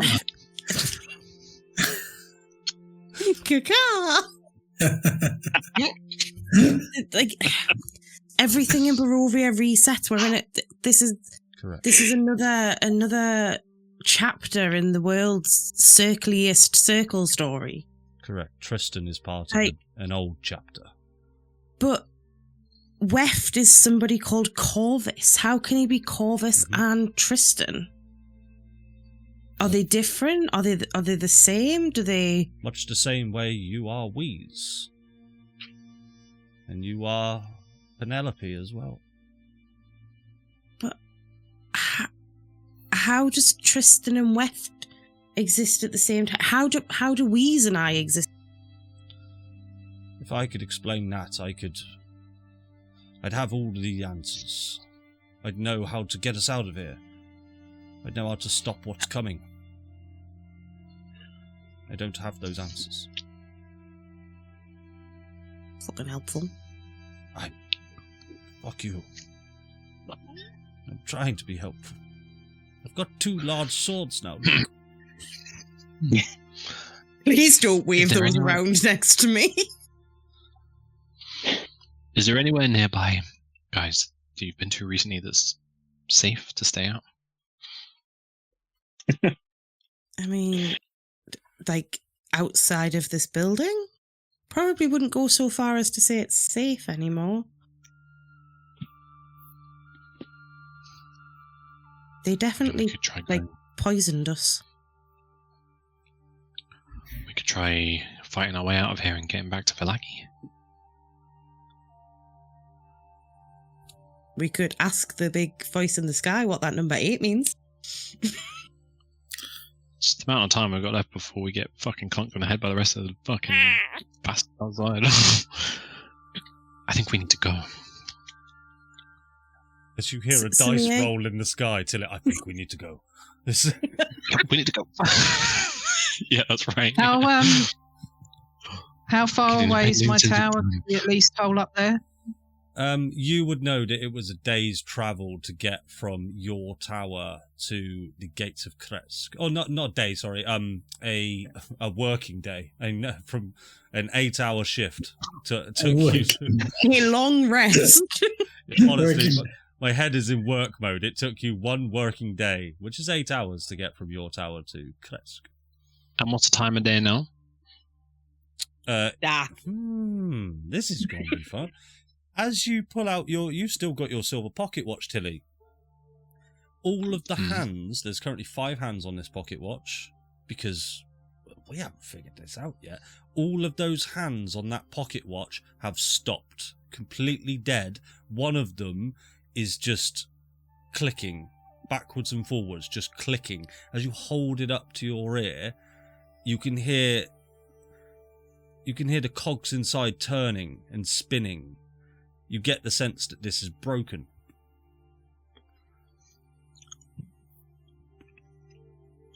How long have I been awake?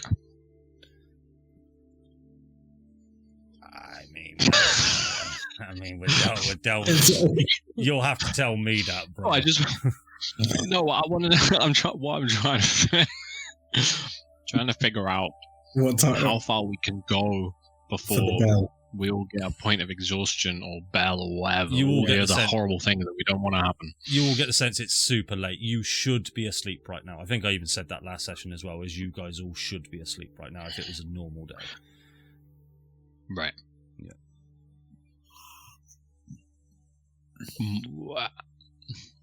Tiny hut. Yeah. Who's got a tiny hut? We could just kill everyone that's in here and have ourselves a brand new mansion. I'm pretty sure everyone who's in here is dead. How do we know that Abbott isn't in some basement here and he's going to come and slit all our throats in the night? We could go find him. I say we just exterminate them like we do rodents. Just. I don't know, but I'm pretty tapped. I think we fight our way out of here and trek as long as it takes us to get back to Samir's tower, rest up, try the remove curse business, and then figure out what to do next after that. So, as you say that, the spark of pulsing energy that was previously in the room, where the dolls are, comes back, starts pulsing. Vroom, vroom, vroom.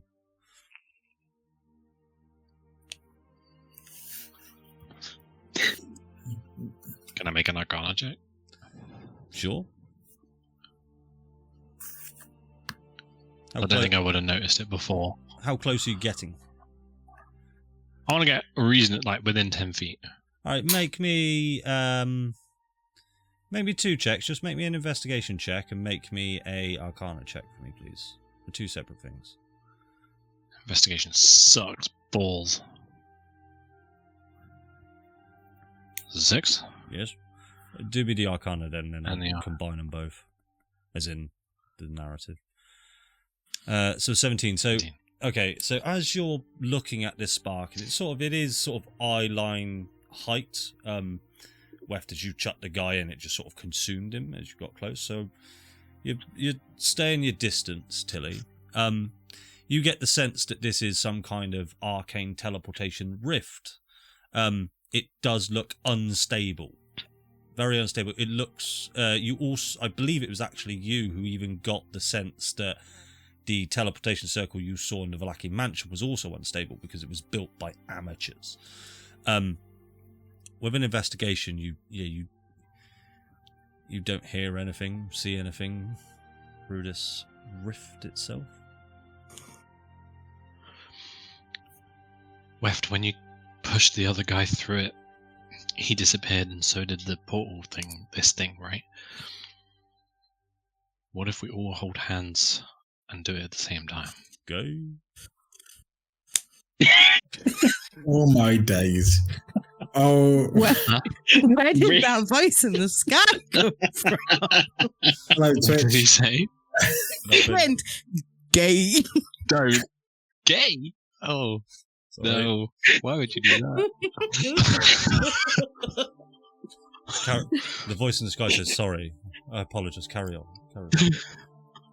To anybody watching this stream right now, Andrew Pierce has been cancelled, will no longer be DMing Curse of Strahd. We will be back in 2 weeks with a brand new Dungeon Master. Thank you for watching. Goodbye. It was a good run. It's going to be Andy in a different hat.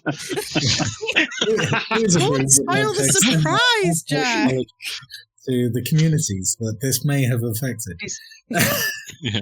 Andy in a pair of red shorts. Yeah. Yeah. So we could try that.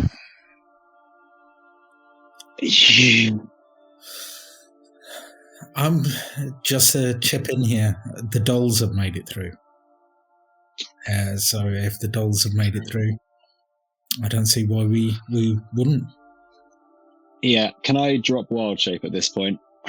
Yeah, I'm not can. holding hands with a bear. I believe you can do it yourself.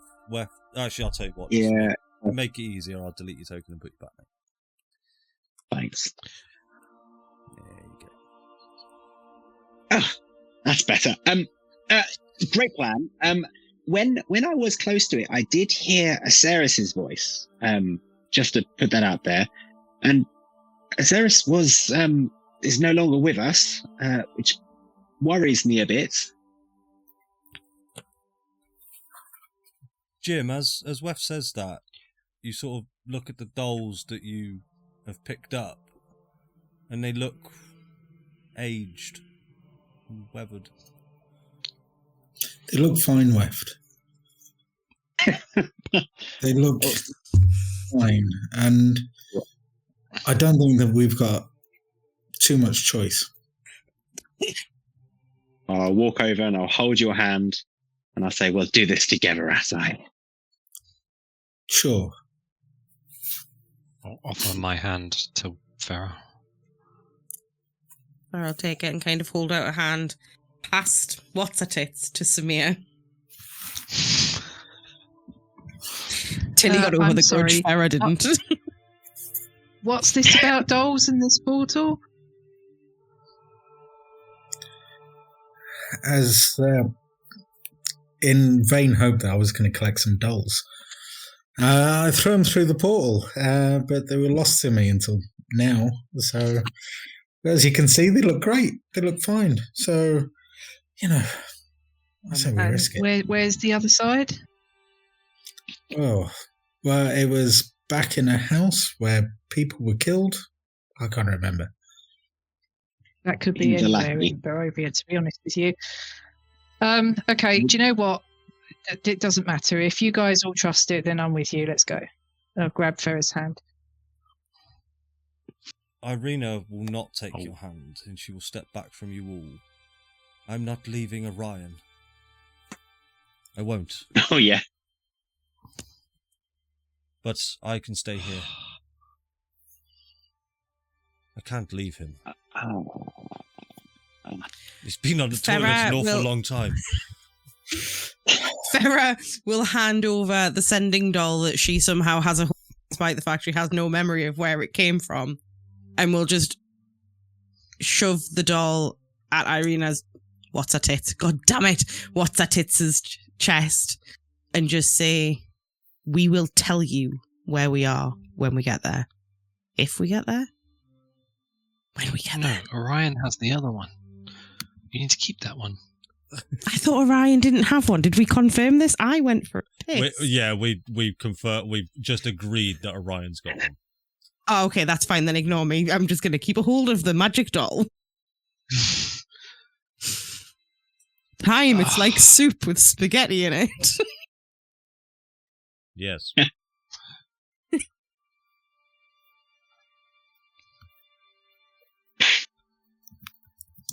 We'll be fine. We can't stay here, whatever happens.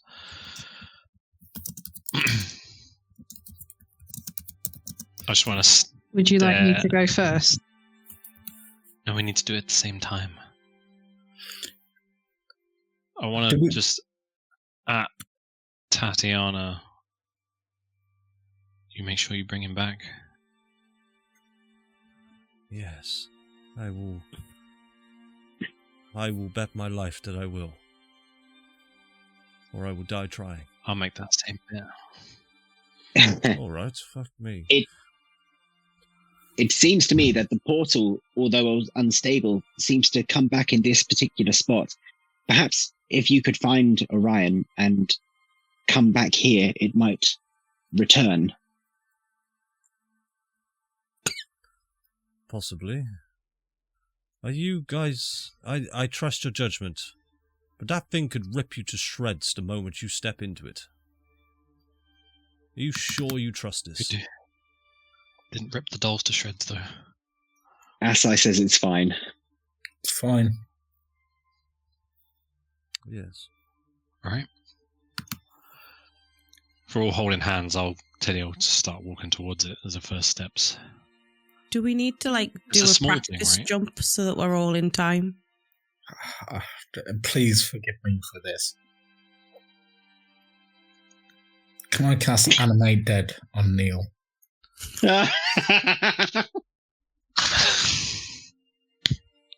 Yes. Yes, you may. Okay. Yeah. This where is was why Emil the Asai whole doesn't time? do anything in combat, so he can save his spell slots for shit like this. Yeah. I knew leaving a token on the screen was a bad idea. Neil arises. Andy. Yeah. Can I counter spell it? Of course you can. Why? You're going to leave a body here? You want to get it back to safety, surely? I'm letting the man rest. God knows what you're going to make him do. I'll test the portal. So We don't know what's on the other side. We don't see the result. We So- tie a rope to him. No. It's worth it's all right. It's worth mentioning that the last time something was chucked into this, it took around about 2 minutes for it to come back. But this is, you all get the sense now that this thing is unstable as shit. Like what happened before couldn't be what happens Okay. now. It could just not come back. It I could will come just- back. Hold Neil's hand. Everybody As I hold keep tight, going in and I'll the just circle. run at it. I'm running at it, holding everybody's hands. Unless they're letting go, I'm jumping through. Right. Okay. So first of all, then, is anyone letting go? No. Jim. Letting go of what? I'm holding everyone. You're I'm, holding- So you're running with whoever's I'm holding West's hand. And Ferrer's. Yeah. All right. Can each one of you roll me a D100, please? Each one of you. Oh no. Amazing. Please be good. Please be good. Kate's going to log on next session. It's just going to be her and Andy. Uh-oh. Yeah. So I got Come on, D100. that's magic. Ferretilli, Asai. Yes, Weft. 7186. Is that is everybody, isn't it? Yeah. 5 of us, yeah.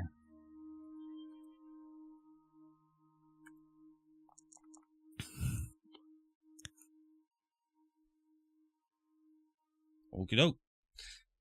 As you all take each other's hands and you run towards this spark, as you get within 5 feet, the light blinds you and consumes you until this endless space of darkness, this pure void of black.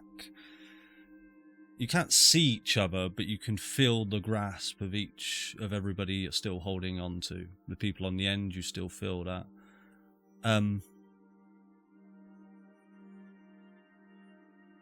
It goes on for about 30 seconds of just pure nothingness. And suddenly you all start to hear, or individually each one of you starts to hear voices of things that you've heard in the past. Samir, you hear the sound of people you knew from your past. Farah, you hear the sounds of Wheeze and Aceris, even Azriel. Asai, you hear the voices talking to you of your old adventuring party. Weft, you hear the sound of your old master. And Tilly, you hear the sound of your family.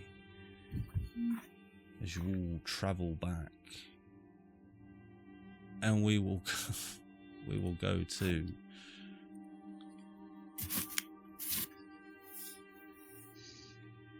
Are we going to have to fight a cultist when we get there? Yeah, I was going to say.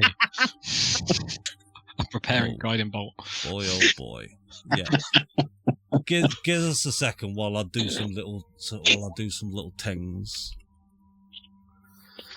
We all just start vibing in the darkness. Yeah.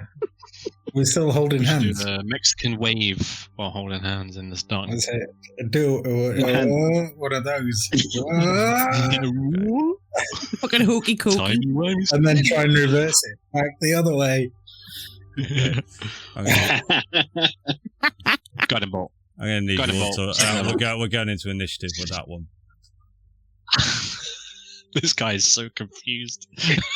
He's just wandering around trying to figure out how to get the fuck out. This is awkward.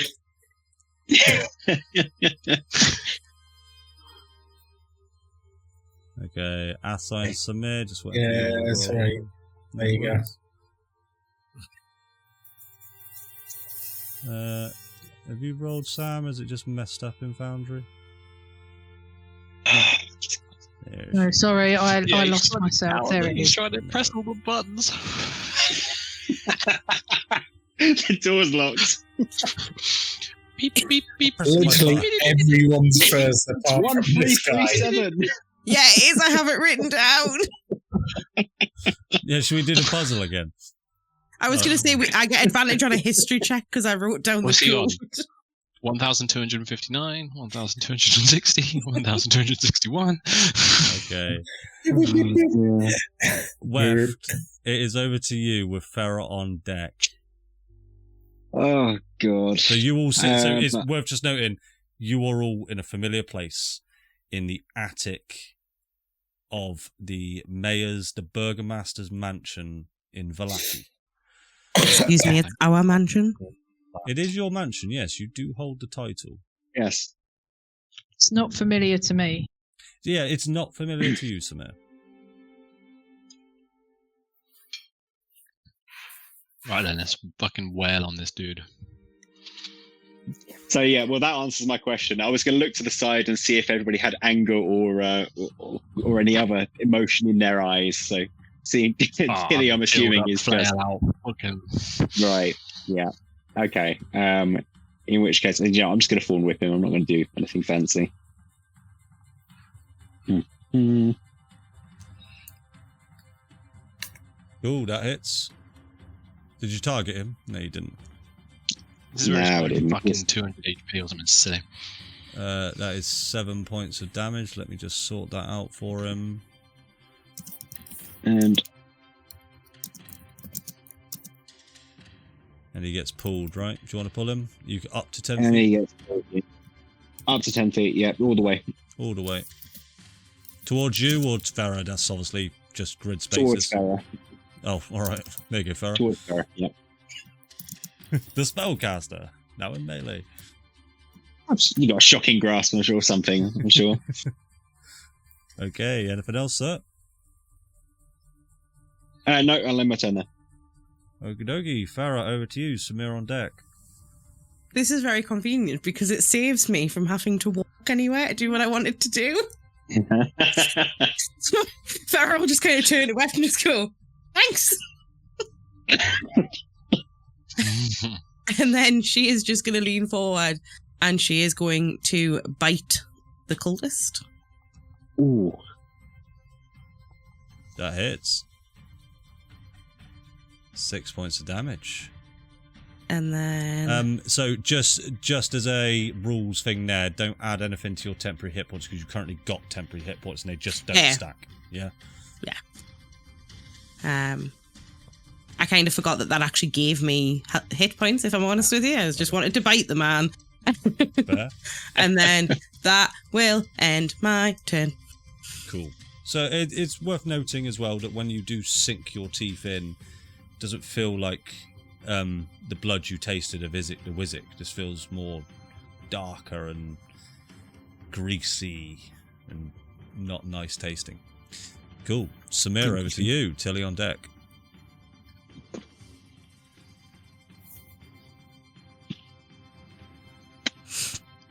I shall last words the bitch with advantage. Hell yeah. 28 hits. 19. Ooh, so close. 12 points of damage. I'll smite the fucker as well. Hell yeah. You get an extra D8 for this attack on that one. Is it not 2d8? Yeah, it is, but you'll get an extra d8 because of the type of thing he is. So 3d8. 3d8, yep. Yep. 19 points. Let me just check something. How do you want to do this? Oh, I should say that. That's critical roll. How would you like to kill this thing? How would you like to do a murder? Yes. It's self-defense. It's fine. Yeah, I'll just take my sword and just slice right through his midriff, so cut him in half. Nice.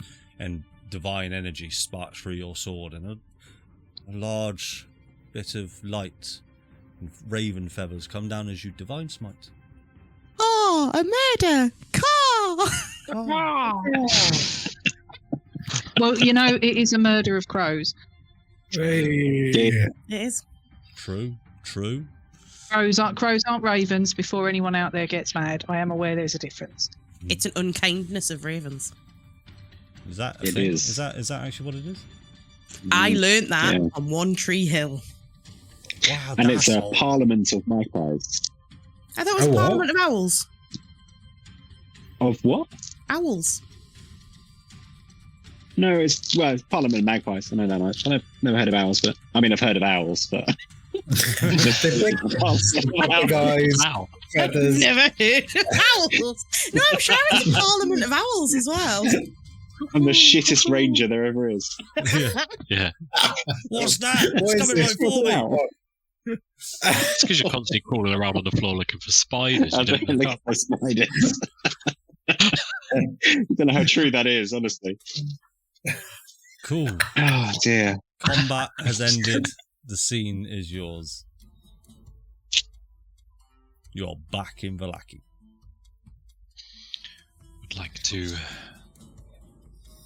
go downstairs to the living room and lounge in a big sofa. Okay, let me... First of all, we'll change the music. Does everyone want to head downstairs? Does anyone want to do anything while we're still upstairs? I want to look at all of the stuff on the desk this time. Okay, make me an investigation check, please. I didn't do it last time. Yeah, you did. Yeah, I remember that. No one fucking checked anything. We would have had a lot less problems if I'd done this in the first place. Oh, I'll tell you something, shall I? You see, let me just recount my notes. You see the instructions for a teleportation circle. The instructions span 3 pages, and reading the incantations on this almost instruction set of scrolls. It's not a scroll of spellcasting, it's more an instruction set. You can tell that some of the instructions were missing, and hand-drawn notes have been drawn, sort of trying to fill in the gaps, which makes sense as to why this teleportation circle was not the best, quite unstable. It doesn't work the way it was supposed to. You do also see the ingredients for a vial of true polymorph that you do get the sense that was used on Gadolf Blinsky. Ah, shit. And you do find, I'll tell you what, of a 16, because I want to reveal it, you find the cure. You find the way of curing the true polymorph. Oh, shit. Oh well. We've still got some Blinsky meat, right? Yeah. Yeah. Yeah, we do. No. Ferrar is going to pick up that cure and Ferrar is going to pocket it and say nothing to Weft and Asai. Well, Weft and Asai have got our own Oh, fine. Like, no, So no, write there's those no dolls, Jim. cure. Asai would like to get some of these dolls that are stored in these crates. Just get a couple You more. want some more, yeah? All right. I've lost count of how many you got, mate. You're going to have to keep track of how many you're picking up for Yeah, me. don't worry, mate. I've got you. Yeah, all right. Yeah. Sort of past Left. 3, I'm just like, you deal with it. Yeah, weft. Yeah. Help yourself. Yeah, absolutely. Free I dogs. think I've got 3 of them in my pack already. I know. Think of the money we could make. Oh, that's a good point. Another 3. Yeah, there are That's a lot it. of these dolls here. There's like 100. There we go. That's it. I don't know what that And we're fairy not is. doing She's looking encumbrance. at that desk a long time. We will do encumbrance up to the point that it starts to make sense. So yes, you may have 3 of these dolls. You're going to start to feel it. Like it's going to take up a lot of room in your pack. I don't know. You're all right for now. Until you start hoarding round big shit like this, then I'll start to go, you got to store some shit, mate. Oh, shit. Asai, we forgot about Daisy. Who's Daisy? The horse. Our horse. Oh, well, this is above board, actually. I'm also curious where Emil is. So, True. I'm terribly sorry. Emil came with you. Emil did come with you. Was he not tied up outside the tavern? So because Jim missed the session before, I did retcon it back in that Emil. They'd had Emil tied up with all your things. He was like a belonging that he was there. I forgot to mention it. So Emil's come with you. Don't So decapitate there's the 2 skeletal. undead walking around now as well. Only one because I counter-spelled Neil. I can't spell now. That's well, I could do the That's cultist. fucking funny. But That's tragic. We've just killed. He was So- already dead. yeah, like don't decapitate the fucking skeletal burnt to a crisp zombie. That's good. There's something that I desperately want to kind of chat to Emil about, but I'll do it when we're All right. Panny chat? quiet. I can't wait for this RP. Genuine.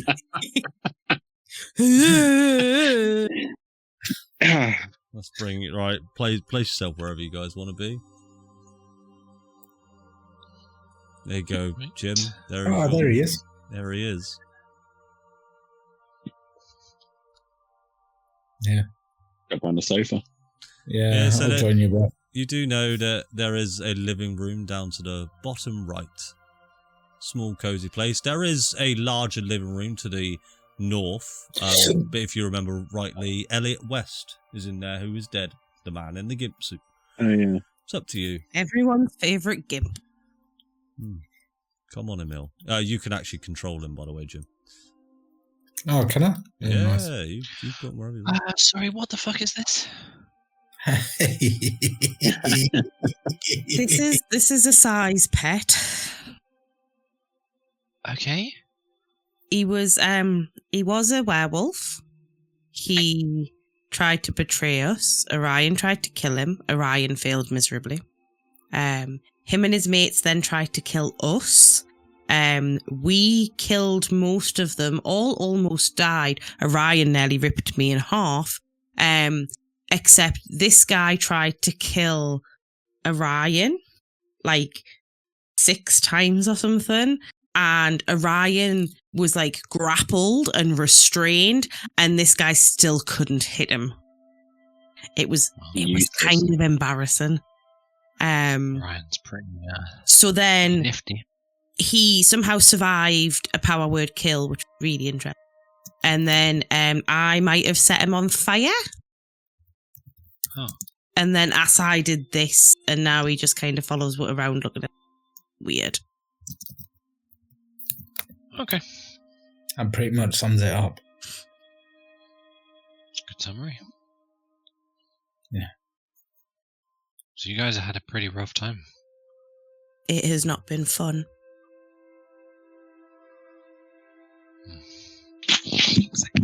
Sorry I wasn't there. It looks like not being here was good for you, at least. You did leave us. I did. I'm sorry about that. To all of you, I'm sorry about that. It was selfish, and I regret it. It was a valid reaction. It's not fair No, it wasn't. that there were secrets. Oh, it wasn't about that. Not really. It wasn't about the secrets or things. It was me and me not understanding what the fuck I was doing here and what my purpose was. That's what it was about. And I selfishly needed to go and figure that out. I wouldn't say that it worked out better for me. Like, shit got weird, but I knew I had to come back and find you guys. I'm glad you're all okay. I really want to make sure that Orion gets back as well. I don't think But I we can would have promise done you I won't be without going you. anywhere else now. Good. We went looking for you, Tilly, but we couldn't find it. Where did you go? I'm not really sure. I wandered around for a bit. I left Valaki. I wandered around for a bit, and I thought, I didn't think I was meant to be here. I don't think I was meant to be with you guys. So many things were happening that were so distant from me. And I just wandered around and bumped into a few people, and I found these kids. This place, I think it was supposed to be an orphanage of some kind, but turns out, unsurprisingly, it was a place of death and evil, and there was a hag that was controlling and doing horrible things to these children.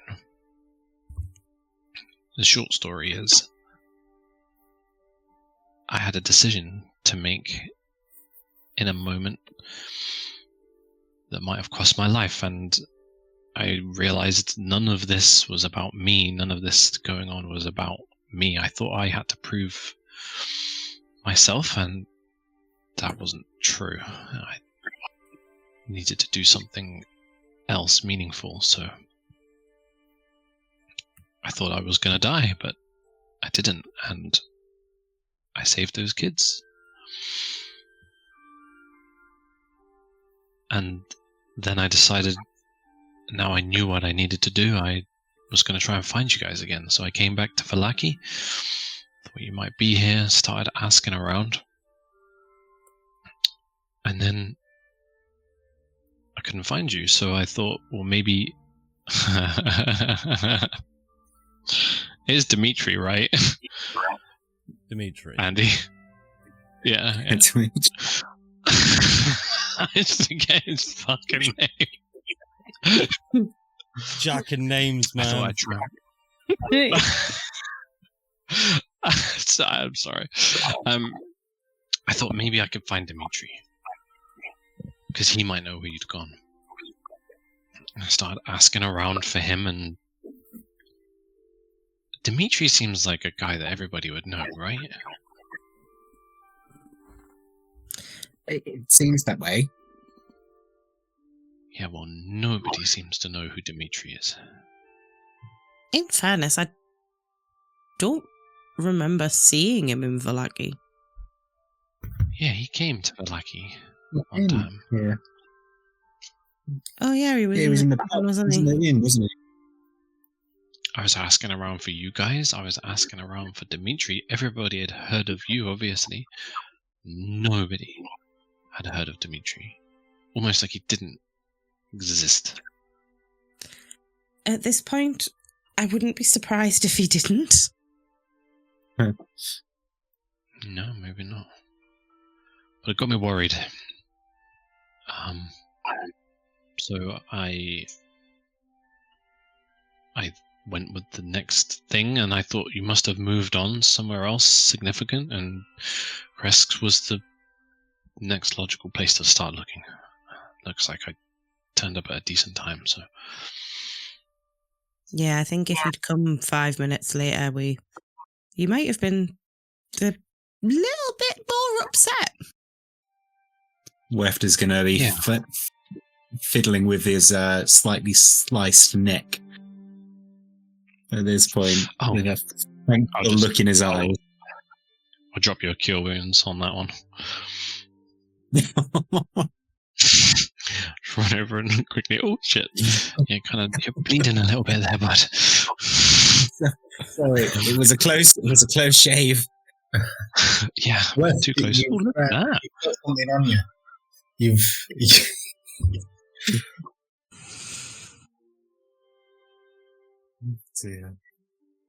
So anyway, sorry again.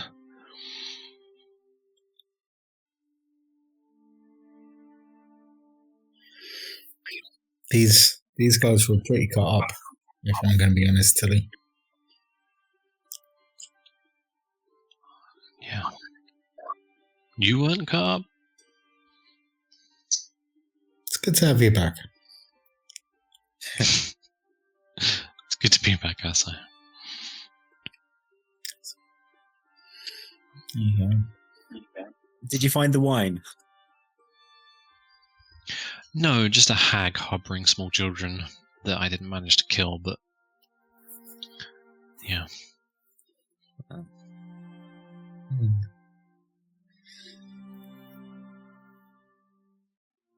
Yeah.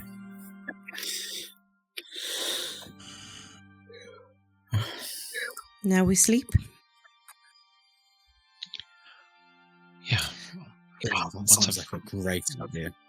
Maybe Once by I've the rested time in the morning. maybe by the time we wake up, Orion will be with us. Maybe.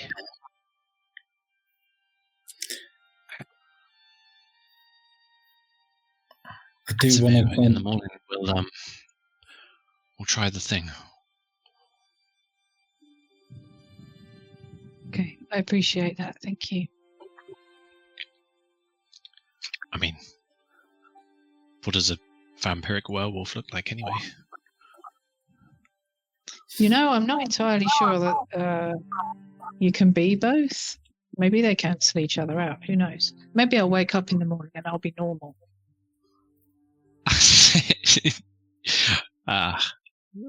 What is normal anymore?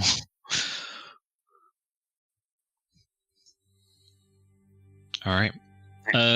There's loads of rooms upstairs, right, Andy? Yep. Fucking tons of them. I won't move scenes, but unless you Yeah, really I'm wanted just to gonna pick rooms, but No, I'm just gonna find somewhere comfortable because I've not slept anywhere comfortable for a while. these beds are super comfortable. Every room that you go into, very it's laid out like it's just been cleaned. Downstairs was a bit grotty just due to the party before, so still no one's cleaned up down here. There's still dead bodies in the other living room, but the upstairs was left in very pristine condition. Nice silk beds. Depending on all of your backgrounds, you may not have even slept in a bed quite this nice. We definitely haven't slept in something like this in Barovia so far. So Tilly, you head off. Asa, is there anything you wanted to do with Emil? Yeah, quite a bit, but I'll let everyone. Okay. The gimp suit's in the other room. Just letting you know. I actually do need. I do need to chat with you Wes, as well. Okay, Farah, what are you up to, Farah? Farah's gonna leave the sitting room, and as she's leaving, just look at Asa and Emil and just shake her head, like, oh my god, what the fuck? And then she's just gonna head to the other sitting room and take the gimp suit off the dead body. No. She's just gonna head upstairs And the first empty bedroom she comes to, she's just going to kind of like face plant the bed Okay. and be comatose. As you lay there, just in your bed, ready to drift off, you feel your backpack start to vibrate. Oh, you were going to say you turn into a potted plant again? No, no. You feel your backpack sort of go.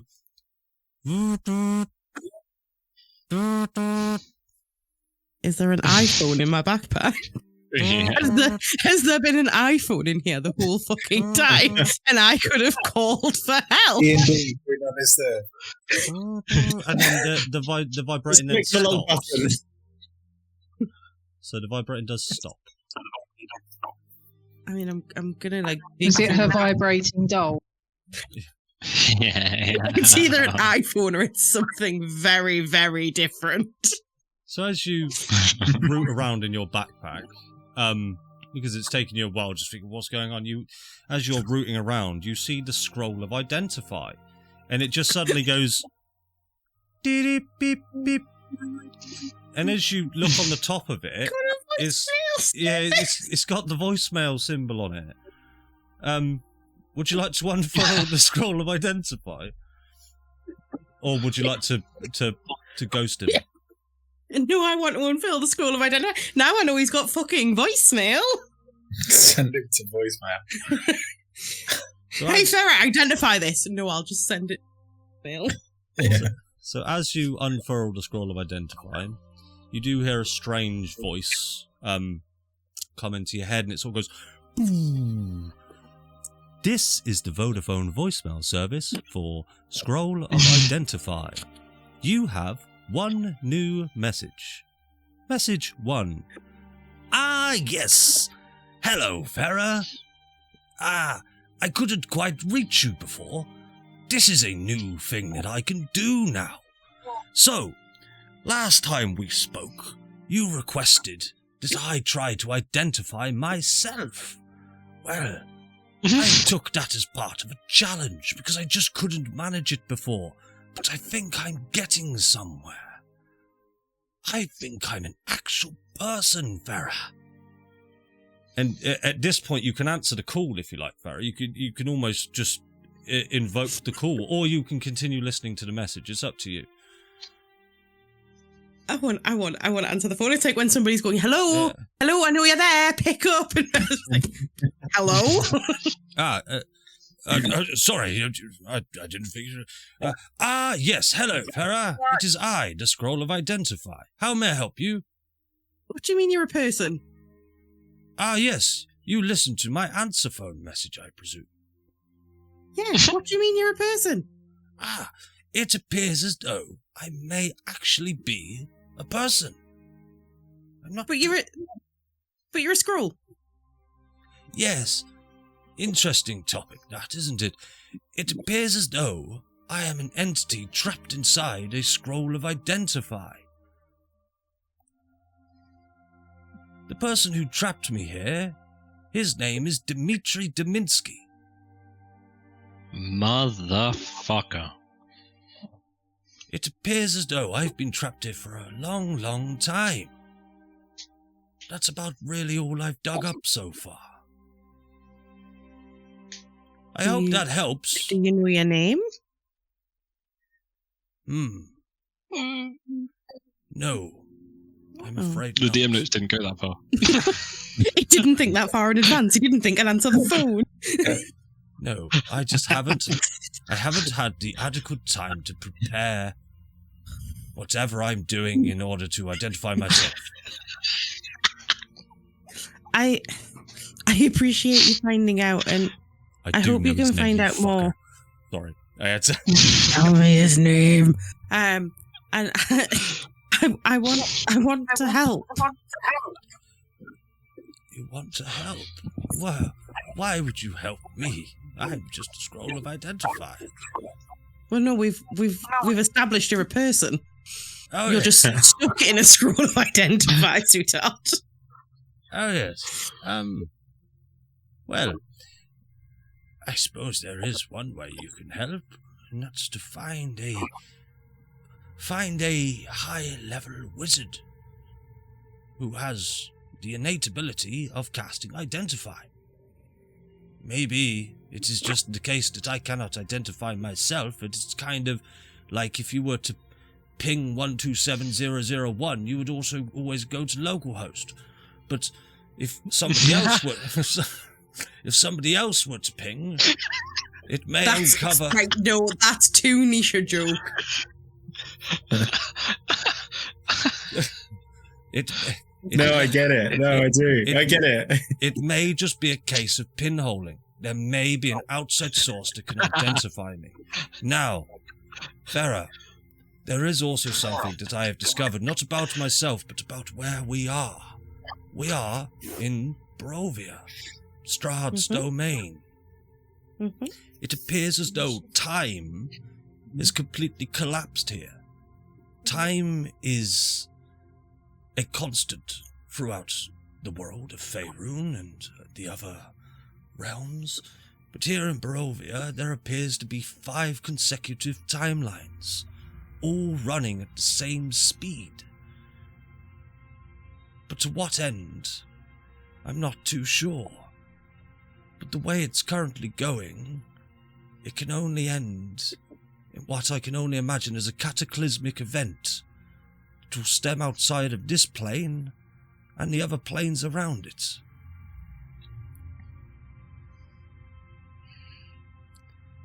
This has been another fine use of the Identify spell. Unless there was anything else. No, it's gonna stop, and Farah's gonna roll it up really slowly as she processes all the information that she's just been given. Oh, sorry, I forgot to ask how you were. I've got into the habit. Too late now. It's too late. It's too late. The scroll's rolled up. It's too late. Nope, already hung up. Sorry, mate. Missed your opportunity. And I'll just kind of put it on the bedside table, and then kind of just dump my bag out, and just kind of rummage through everything, and find Pete, because apparently Samir would like somebody to think of Pete. So I am thinking of Pete, and I'm just going to sit and I'm just going to look at him and just be like, I wish we could figure you out. Make a wisdom save for me as you stare into Pete's eyes. He's all I've got left of Viserys. 23. A 23. You stare into Pete's eyes, and Pete stares back at you. There is no response on a 23. However, is he still reading? He is currently reading. He is holding a piece of paper.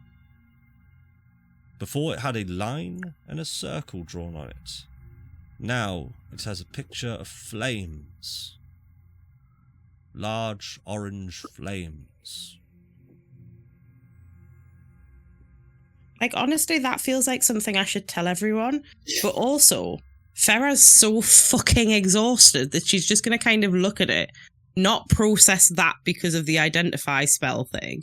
Put him next to the Identify scroll at the bedside table, and just collapse and go. You're going to place Pete next to the Identify scroll. That feels like something I shouldn't do now.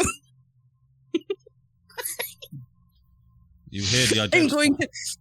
I'm going to roll over and put Pete on the other bedside table at the other side of the bed. Ah, shit. I was bored. I've already tried to identify Pete, and you said that there was nothing special about him, so no, you don't get to do that now. I could have spent more time. I've already identified Pete. Very good. Samir, what are you up to? Yep, I'll just go upstairs, find a room, sit on the end of my bed alone. Just, I guess, try and find some sleep. Yeah. So as you lay in your bed, you find it quite cumbersome trudging up the stairs to the next floor. You can feel your legs they're just done. sweat still profusely dripping from your brow, and you just sort of collapse onto the bed. As you lay there sleeping, first of all, can you take another point of exhaustion, please? I believe that takes you up to level 3. That's my third point of exhaustion. Third point of exhaustion. You don't sleep well tonight. Not at all. The fever dreams that you were having are starting to become nightmarish. The worst migraine you've ever had, the worst fever you've ever had, all in one. You get flashes of just large raven feathers just being flung in front of your face. You can hear the sound of Xena just going... you're all just going to just caw, caw. But that's my raven noise. And you see a figure in one of these images, a figure off into the distance with long, dark black hair. And in this void space, you don't get much of a sense of depth, but this figure turns. It's wearing a large white mask with just red underneath the eyes, and then the image flickers away again. And you find rest. You are able to take a long rest, but you are still exhausted with 3 points of exhaustion. Cool. Tilly, you're sleeping quite happily, I assume, yeah? Trying to. Cool. Can I roll me a d20 for me, please? Oh, no. Yeah, you've been through some shit. Oh, no. 7. I will tell you about that at a later time. Thank you, sir. As I left, what are you two up to? Weft, I was worried about you, boy. My sweet child. You okay? I'm okay. A bit sleepy. It's been a long couple of days. Why were you worried? I don't know. Not one really to kind of tell people, but I think you are okay, I guess. So No, I've always thought of myself exactly the same. Okay, and I guess. yeah, I can tell. And as we're talking, I want to be having my back to you. I'll be kind of focusing with the meal, and you'll just see me kind of pulling stuff out and kind of dusting him off and things like that. Weft, are you doing okay? Oh, and can you pass me a bit of rope? That'd be great. Thanks. Of course, yeah. And I'll hand you a piece of rope. So I'm doing okay, I think. It's a strange place, this, isn't it? It's not like anywhere I've been before. Yeah. It's people seem interested in you, and if people are interested in you, that makes me also quite curious as to why people are interested in you. So, oh, by the way, can you just grab this? Can you just pull on this really hard? Yeah, of course. Just there you go. Smashing. Yeah. So why are people so interested in you? I think it's the hat. It's an unusual hat I've got. I think they're all jealous. It's a strong look. I made it. Out of what? Out of spider webs. Dirt. Oh, for a second then I thought you were going to say owls or something. What? No, I've not seen a parliament of owls in a long time. No. Not seen an owl. Didn't know what an owl is. Never seen one. There you go. Yeah. Well, look, I apologise if you've kind of taken me the wrong way or anything, but I've got, how do I say this? I've got vested interests to kind of keep you breathing. Unlike a meal here. So, yeah. By the way, can you just help me 2 seconds? Can you just grab the other end of this coat? Let's put it up. There. Yeah. Fantastic. There we go. Smashing. Whoop. And yeah, well, see, I don't know, but I much like Emil here, people seem to kind of write me off, like I'm a bit of a mockery, really. But where people don't, see mockery, or they see this big lump of flesh and decay, actually, there's potential, and there's a lot of potential in you, and I think there's a lot of potential in sticking close to one another. I mean, take Emil here, for instance. I'm quite envious of him. He's unburdened by all what's going on, by life's dramas. There's nothing going on there apart from just a will to kind of plod forwards. And, I think he should have I think he should have a second chance. And as I step back, Weft, I want you to have seen that we put that jacket on that we've taken from Neil. So Yes, he's wearing amazing. that jacket. And we've used the rope to attach the bear trap to his chest. Oh no. Yeah. Facing outward. Bomber. Yeah. And so I think he's a hugger.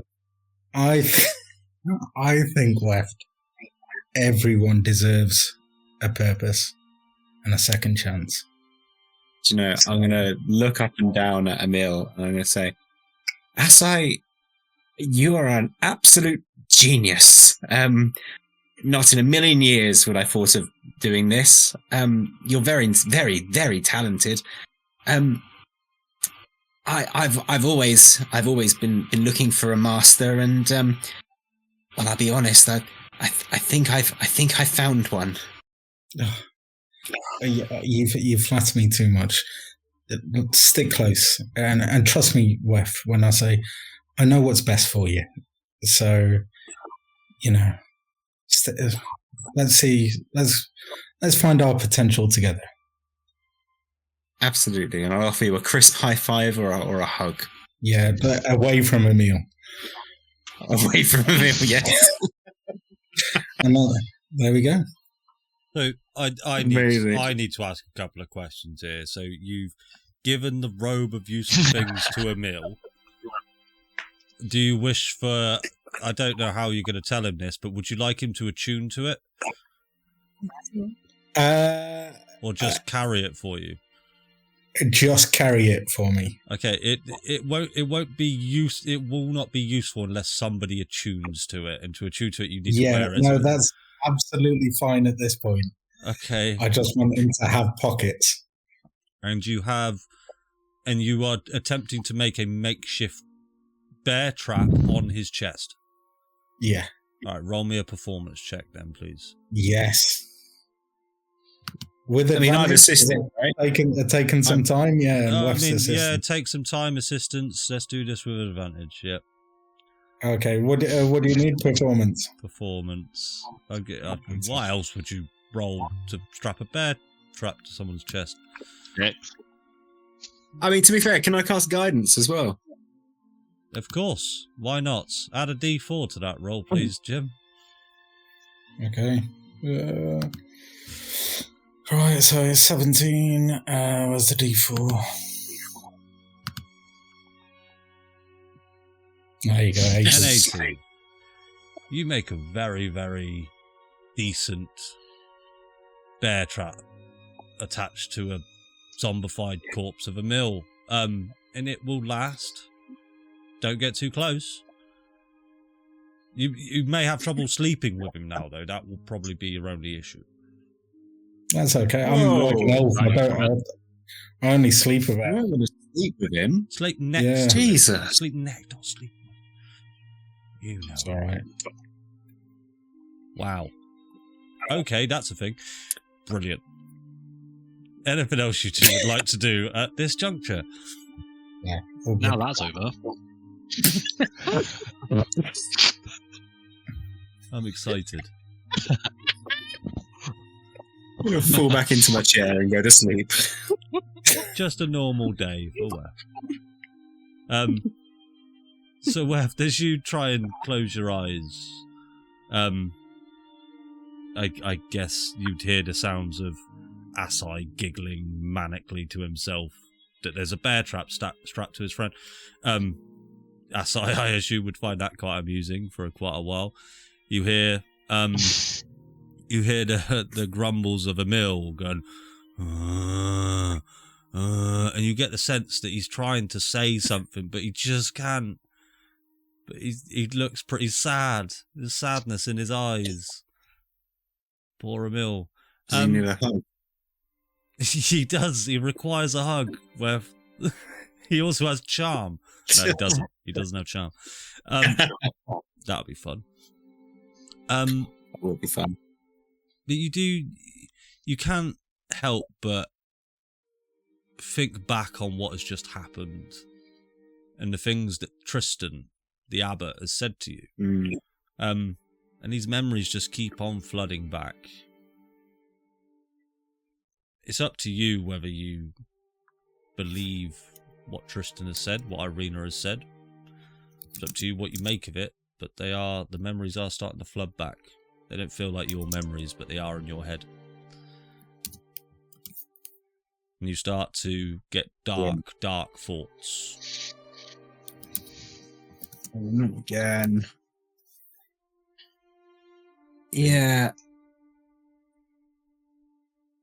Yeah. You can go ahead and hit that long rest as well then, bud. And Jim, I assume you're going to sleep at some point? Yeah? Yeah, I only need about 4 hours, so yeah. Okay. I don't know how long. Are Eladrins like elves where you don't need sleep? You just meditate? Oh, okay, cool. I should have asked about that, really. Cool. That's actually worth knowing. Cool. Everybody hit the long rest button and we will start a new day.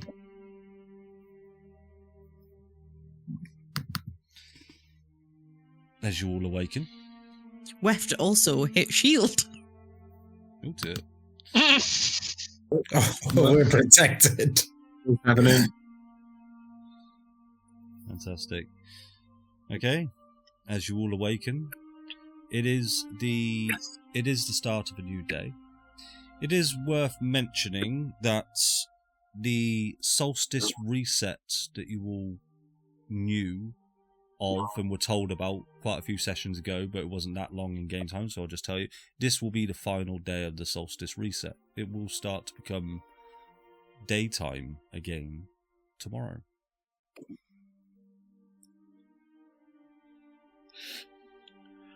Tilly will get up, make her way down into the kitchen, and with whatever's there, just try and make a whole bunch of food. Cool. Yeah, you find lots of fruit, vegetables. Not a lot of meat, not a lot of protein, but a lot of fruit and vegetables. You see there's a kind of not a wine cellar, but sort of a rack of wine that's just completely empty. No wine bottles, no nothing in there. Completely dry of any sort of liquid in this place. Seems to have just been absolutely drunk dry. But yeah, you can go ahead and make yourself. There's some bread. You can make yourself a sandwich. Oh, I'm making it for everybody. Oh. BLTs all round. I'll just lay it all out in the dining room table. Cool. What are the rest of you up to?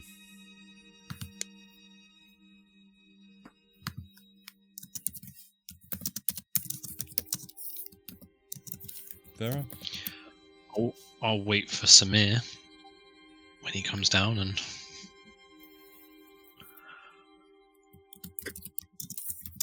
Samir's going to get up, and I think the first thing he's going to do is have a look around, see if Zena's about.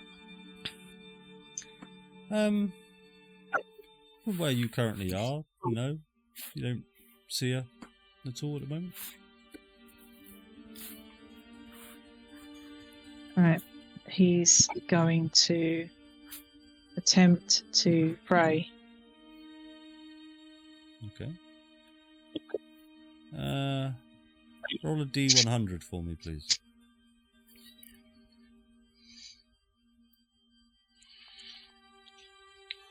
What will you say in your prayer? So I'll kind of assume the position, get on my knees, and just say, Mother of Ravens, I apologise for trying to come into your presence. I know that I'm abhorrent to you in the state that I am, but I need some guidance if you're willing to help me. And at this moment, you will see as Xena is just outside the window. She's just flapped down. It's just a and she just gives a tap on window.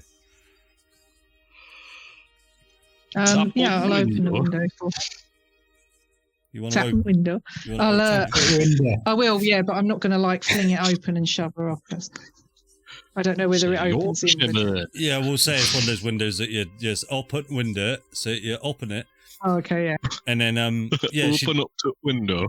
Xena just sort of walk up to the window and open to the window, and to Raven he opts in. So it took Raven. I'm not opts even in. from Yorkshire. I'm fucking offended. And so as Xena hops in, you see she's just sort of twisting her head.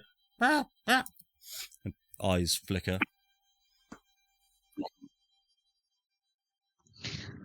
So I'll get back down on my knees and say, Assume the that position.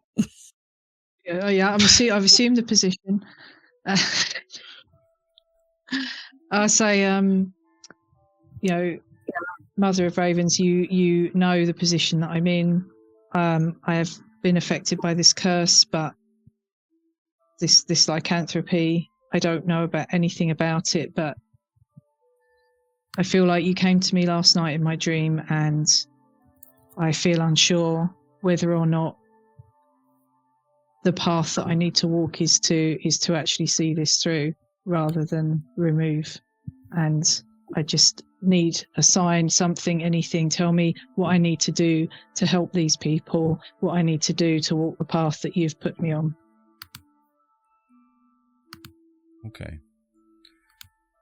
So by rolling a 28 on your D100, I'm going to say, and I won't change the scenes for this, but there is a room upstairs that Weft once went through as a small little wild-shaped creature to get into the mayor's bedroom. There was a bedroom just before that that had two doors.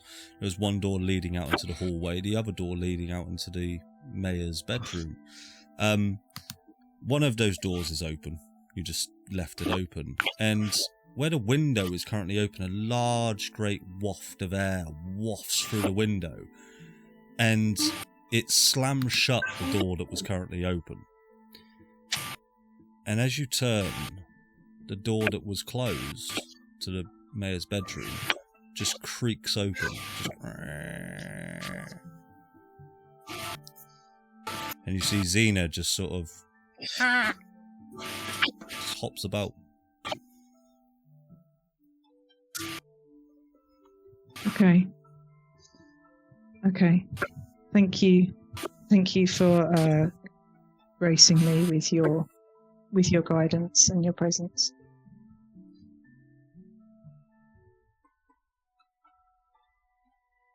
Cool. I think I'll pick myself up and I'll look at Xena and just say thank you, old friend, and make my way downstairs. As you leave, she flaps out the window.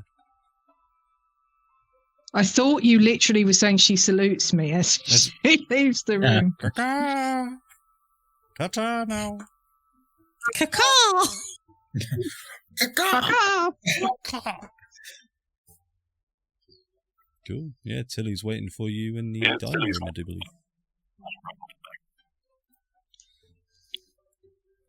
Yeah, go in and take a seat. Sleep all right? No, I haven't slept all right at all since I picked up this lycanthropy thing. It's horrendous. I'm absolutely shattered. Oh, it's not just... It's perpetually making you feel unwell?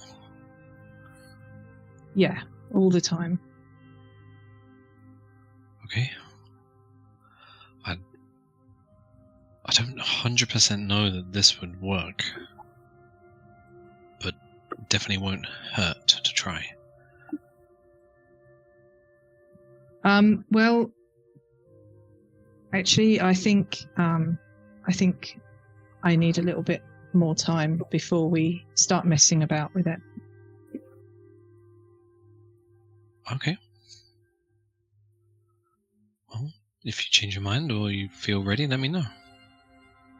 Okay, thank you, Tilly. I appreciate the offer and your patience. It's all good. Help yourself to some food. Don't know whether it's any good, but...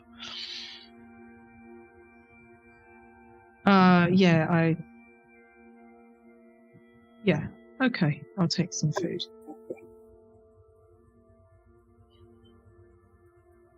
Cool. How did you sleep? Yeah. Best sleep I've had probably for a while, so it's pretty good. Helm still Don't with you? suppose... Oh, yeah. Yeah. He's, I think, looking over me more than before, so I'm pretty glad about that. Yeah, you said you weren't, you hadn't really, you were missing your connection with him since you came here. Does it feel any better? I think I just understand it better than I did before. You know, our gods, they don't tell us what to do, they just show us some power or some light or some... But they don't tell us how to use it or what to use it for, and we have to figure that out on our own. And I was kind of new to this power before I came here, and I was so lost, I was so confused, but I get it now. That's good, you seem at peace. Yeah. Yeah, I mean, I definitely want to get the fuck out of here, but I want to do that with you guys and help people as much as I can to do that. I'm pretty sure... I'll do everything I can to... Sorry, go on, Jack. No, I was going to say, I'm pretty sure I've got... Helm's pretty cool on revenge, I think, and that Abbott's got it coming, so... Yeah, gotta find that fucker. Do everything I Sounds can to different. help you guys get home. Thanks.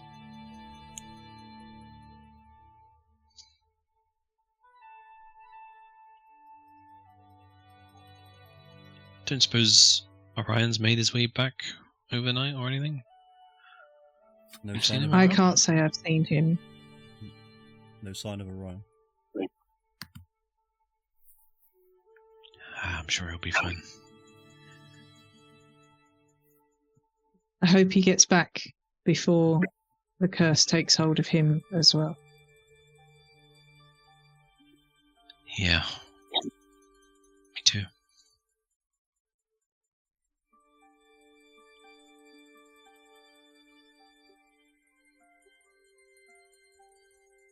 Cool. What's the plan, guys?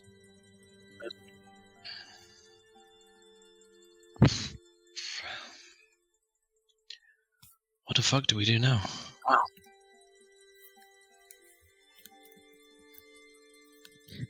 Well, there might be a small issue in that while you weren't here, we might have agreed to find some wine within 48 hours. Or or trouble would come knocking, and I think it's been a bit more than that, so we might have to be mindful of who comes knocking on the door in the next couple of hours, I think. Okay. This is the Vistani, right? I remember that. Yeah, the Yeah. Vistani won't be pleased, yeah. Okay.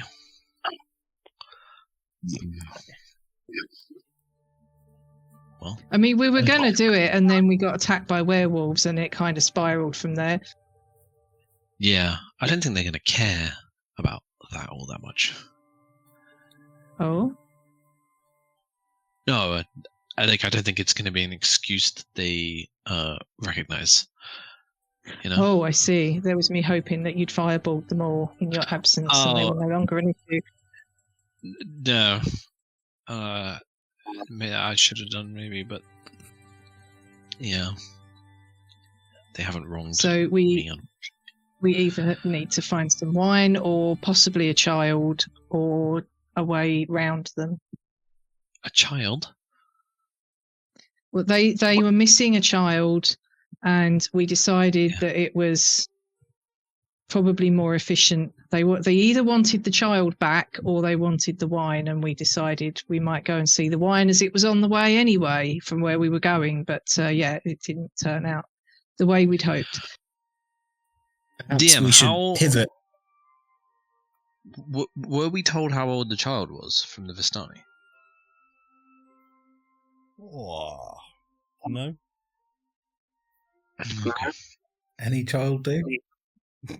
I think they know the Just child you know. themselves, yeah, but No, it's just I've come across a lot of children recently, rescued a few of them.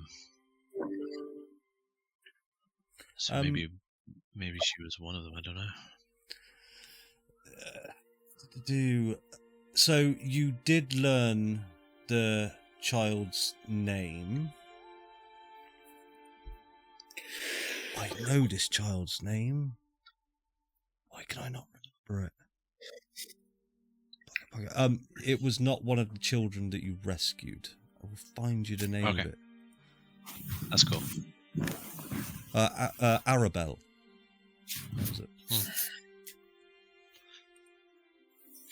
But didn't she go up towards the lake? Maybe we can. We're not far from there now, right? So we could wander up and just take a look. Could do. I mean, worst case, we find nothing and we're still in trouble.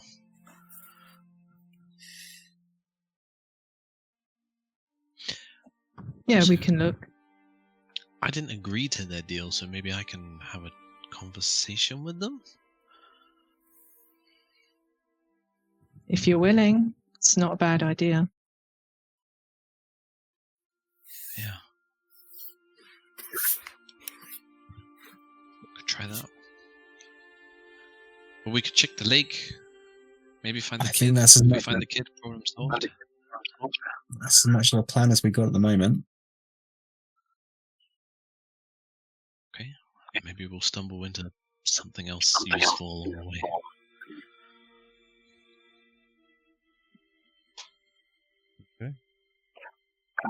Anything you're up to outside, Farah? No, I'm just pleased with myself. As you should be. As you should be. Yeah. That's it. There's a lot more we could do with that, Jim. Yeah. I've realised. Yeah. Yeah. Don't make Yeah. me regret my choices, boy. That's it. No, it's just like, I could glyph a warding one. with a Yeah, that's fireball what I on was thinking. That's what I was thinking. I was it. Just send it. I Just send also- it. We could create. You could rate. We could go. What we could do. Okay. We could go to the graveyard, and we could raise loads of them. I know, And then because glyph it. Animate Dead, it doesn't just one individual. I can just keep tapping. Yeah, and then we can just glyph loads of them with fireball, and send them to the Vistani camp. Problem solved. Any speaking as aside to Tilly, any kind of culture that would exchange wine for a child interchangeably. I mean, surely there's some moral questions there, but I understand them a little. Certainly not following any strict code of ethics. No. I would agree. So why should we? Yes, I would almost say. Why should we follow a code of ethics if that's what we're facing? Well, arguably, we are ridding the world of potential evil. Yeah. So we're doing the Lord's work. But that's what I'm saying. Yeah. We're doing God's work. Asai and I would like to spend 1 week raising dead and casting Cliff a Warning on all. And becoming best friends. I also feel like by asking, do you want Emil to try and attune to the robes, that you've opened a door for other items to be attuned to these as well. Yeah. Can someone just screenshot Andy's face right now? Is there any way to clip that bit on Twitch? It's fine. It's fine. I have given you a present. If you wish to exploit my kindness, you may try. I'm pretty sure everything we're discussing is reasonable in the mechanics of the game. It Never is. mind. It is. I think you're fine. Oh, that's it. I'd probably reach over to Farah and just go, did we, I feel like I'm losing my mind a tiny bit. I mean, you are, because Farah's still in bed. Oh, right. Yeah. Just talking to an empty chair. Yeah. I am losing my mind. Are you okay? I am losing my mind. Samir, you're here, right? Says that face. Did we not have a small, like a moody boy with us at one point? Who? Yes. I don't know, like Brian or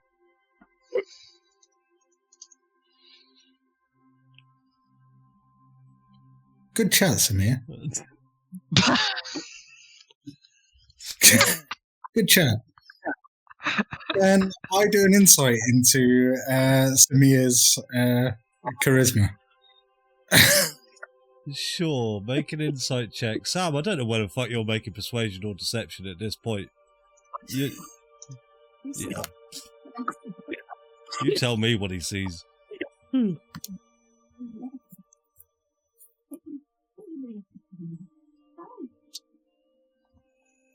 Right, can you just repeat the question, because I think my headset cut out and I didn't catch all of it.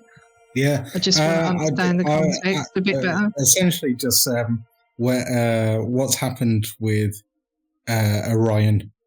Like, where are they? I know there's a distinct lack of kind of emotion kicking off. Oh, okay. I'm not sure why you think I would know. No, I wasn't picking on you personally. I just, you were here, so I asked if. I suppose it's worth asking. In the attic when we came back through, was the crackling energy there on this side? Not so much crackling energy, but the same teleportation circle that you've seen before, that it was glowing. And to be fair, as you arrived, the glowing did stop. Okay. Can I go up and check it now? Yeah, it's glowing. Oh shit! Throw a doll through. Well, no. I mean, we can just go back and fucking sort them all out now we've rested up. Throw a doll through. Travel to Crash. Check if the doll's there. Back through the circle. Back to Valaki. Sorry. Does Samir have 3 levels of exhaustion? Yeah, she's... Yes. Oh, well, we can't have that. That's no good. Well, I mean, no, it's not great. It's disadvantage on everything, and you've got half speed and everything. Yes, I do. Are you going to forcefully remove the curse? No. But, so, do you take another level, and when do you take another level of exhaustion? Because Well, it's just at the going to kill moment, them. I've been taking them. I know. At the moment, I've been taking them every time we long rest. It's up to Andy. I haven't been told that that will necessarily happen every time. It just has. You're halfway to death with that. All right. Yeah. Yes, I'm aware. And not the most helpful in a fight. When have I ever been?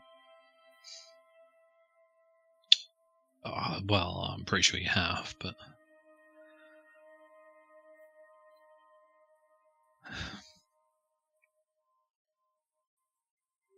Is there anything that we can do to end the exhaustion that you know of? I've got enough all. I've been going through everything. The only thing I can do is try and remove the curse, but Samir's not ready for that.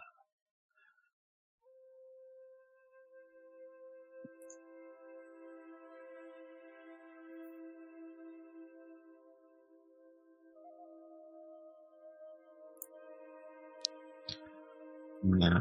So going back to Kresk and fighting the Abbott is kind of not on the table. Or even going back to Kresk and trying to find Orion, that's not on the table.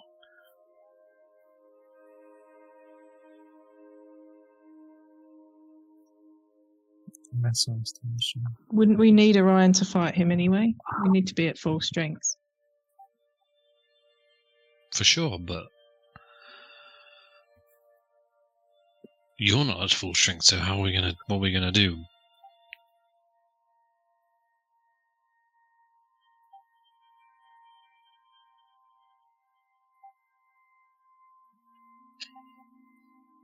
Do we need to go back there? How long do we wait for Orion to get back? It seems like the teleportation circle might be working, so Irina knows about that, so if she finds him, they'll jump through there, bam, they come back here, happy days. But you guys still have this exhaustion, so do we wait until we find out what happens with that? Or do we fix you up, get back to Kresk, kill the Abbott, find Orion, kill the Abbott? Happy days.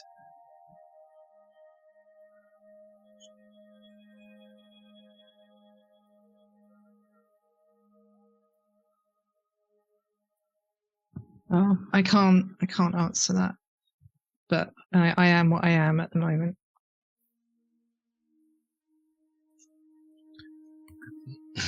No offense, but it's a bit of a liability. So was the dog. You were all right with that?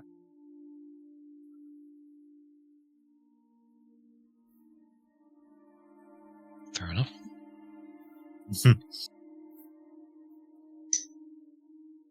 Alright, so we can go and find this girl and try and help the Vistani, which seems pointless given that this teleportation circle seems to be working, so we can jump back through there if we want and go back and finish what we started. Which one of what we started? We've started lots. We Completely started nothing. everything. Finish what you guys started with that asshole in the church. And find Orion, more importantly. Yeah.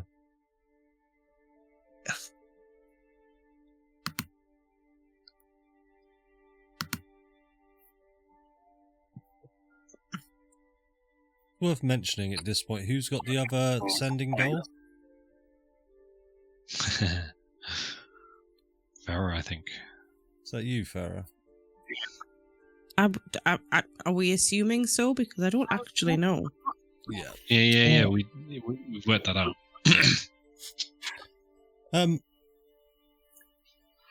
You do hear a voice. Oh, it vibrates as well.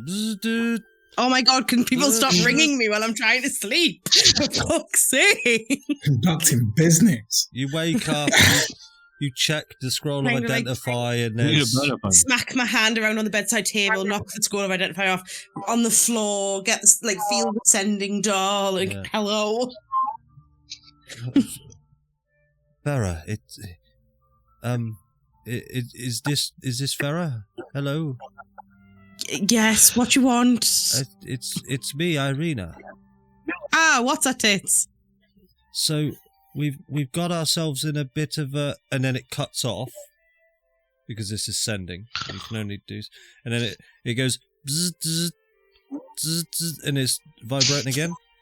And Kind then of shake it, just answer it, just like, how are you? sorry, I can only do so many words per transmission.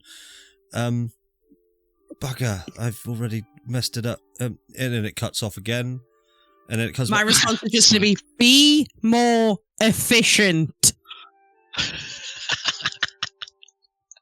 We're in trouble. We need help. Oh, Orion is hurt.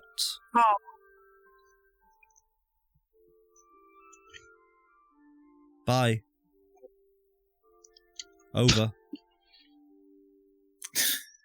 Have I hung up? Can switch it. Yeah, is this still on? Oh, and then it cuts off. Yeah. I think beep. I was just going to kind of look. What does this doll look like again? I've forgotten what they even look like. It looks exactly like Irina. For fuck's sake. Just stare at this doll. Just like, kind of throw it across the room so that it just batters itself off a wall. And then I'm going to look at Pete again to see if he's changed. 8 hours. Roll me a wisdom save, please, as you stare into Pete's eyes. Oh no.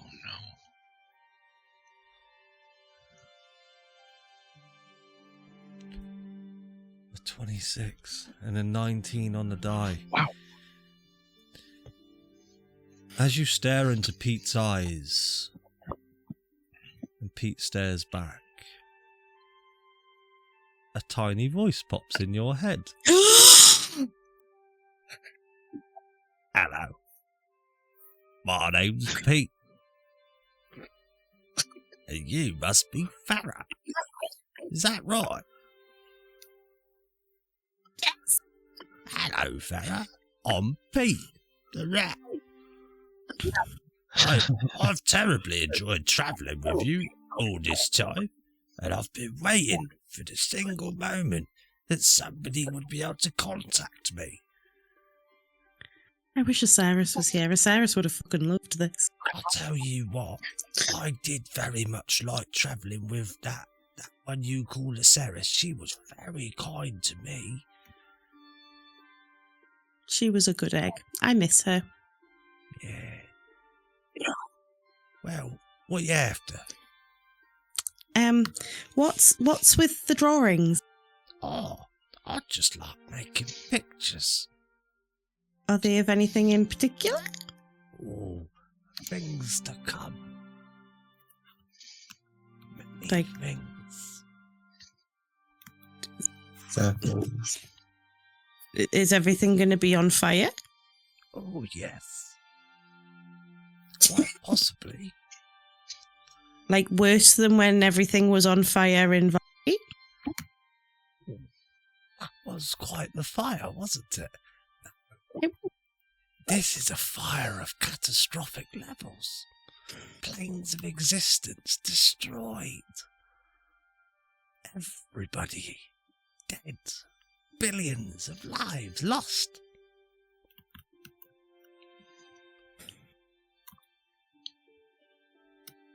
I mean that's not the news I necessarily needed. Morning, Pete. I'm sorry, but you know, it is how it is. However, I'm just a taxidermist rat, and there's quite a few of us that exist. We're owned by that strange barman in the village of Barovia. There's a few of us.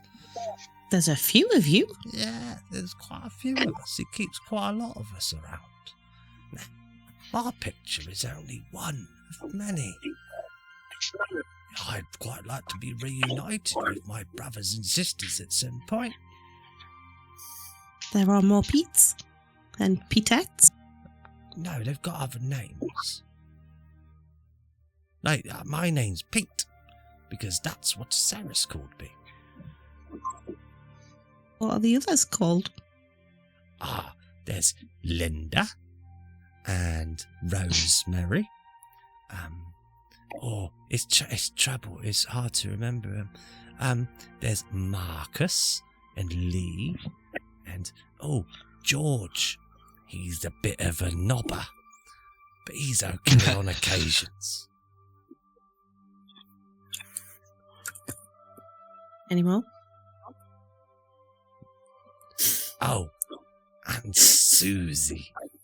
I've got a crush on Susie. Don't tell her. She draws pictures of flowers for me. Oh, that's cute. Am I going to be able to talk to you forever, or are you going to ignore me again if I don't stare at you in the right way? Well, the way you need to think about it really is I'm not really talking to you now, or have you just stared into me so many fucking times that you're just kind of hallucinating?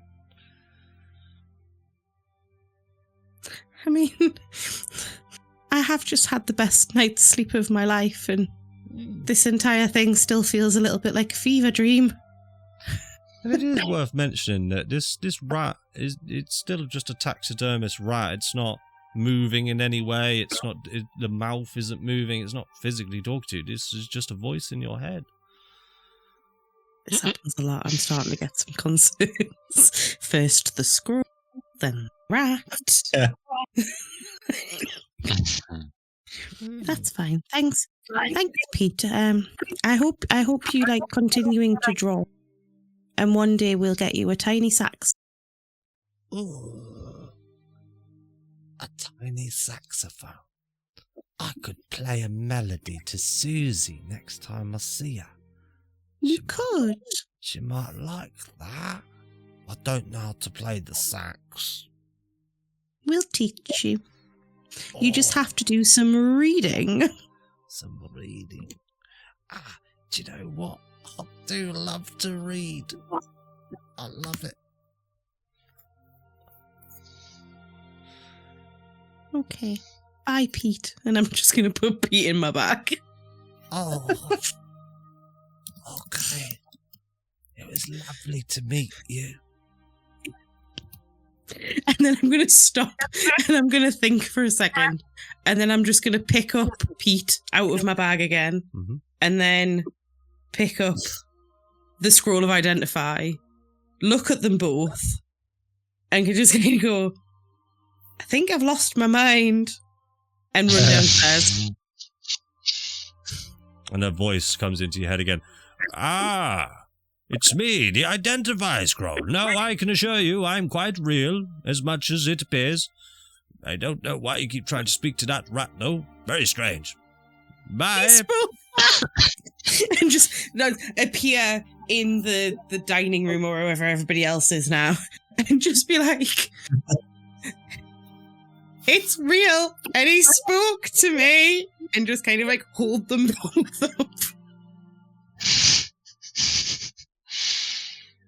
What are you talking about? Then she'll sort of hold the scroll and be like, real person, in scroll, trapped, Dimitri. And then hold Pete up and just be like, The scroll is Dimitri? no. And she'll just collapse into a chair. And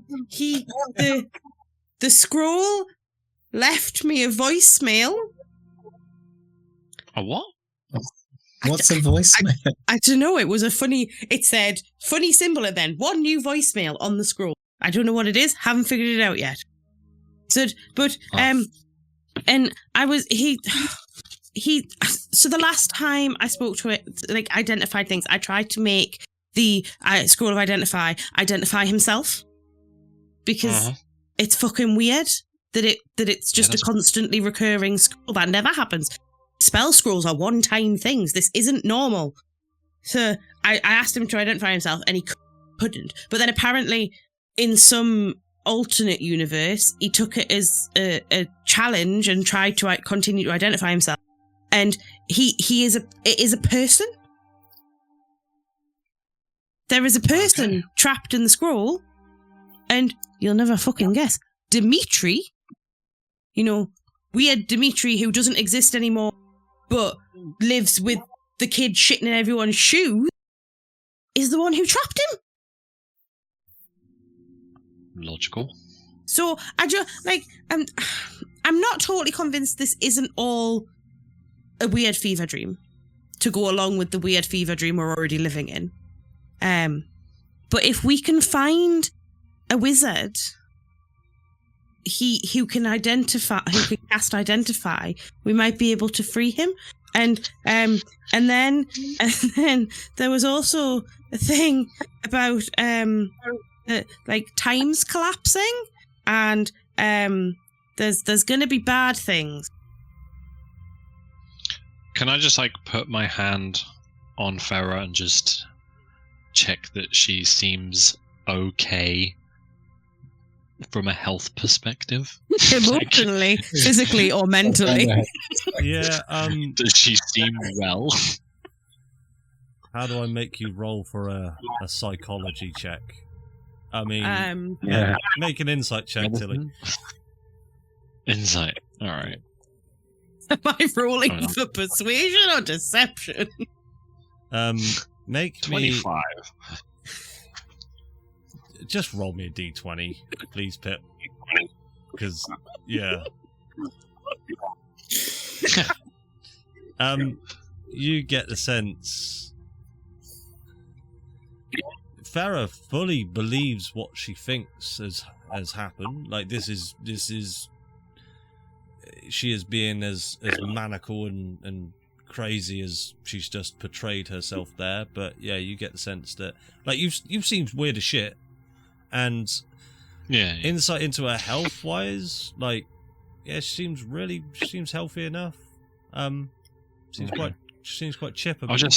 You can't quite tell whatever goes on inside somebody's head, really, I suppose. I'll just give her a big hug. It's okay. We'll figure out all of this stuff. We'll write it down, and then we'll figure it all out. All right? I haven't even told you about Pete, but I will tell you about Pete the next time we have a conversation. Okay, great. Cool. If I was looking around with the ravens for a bit in my 20-odd years here, would I recognise Pete if they're all of these? No, they all live in the bar. No, or was it a different bar? Different bar. Back in the first village of Barovia. Oh yeah, of course it was. Sorry, it's been a long time, and I'm old.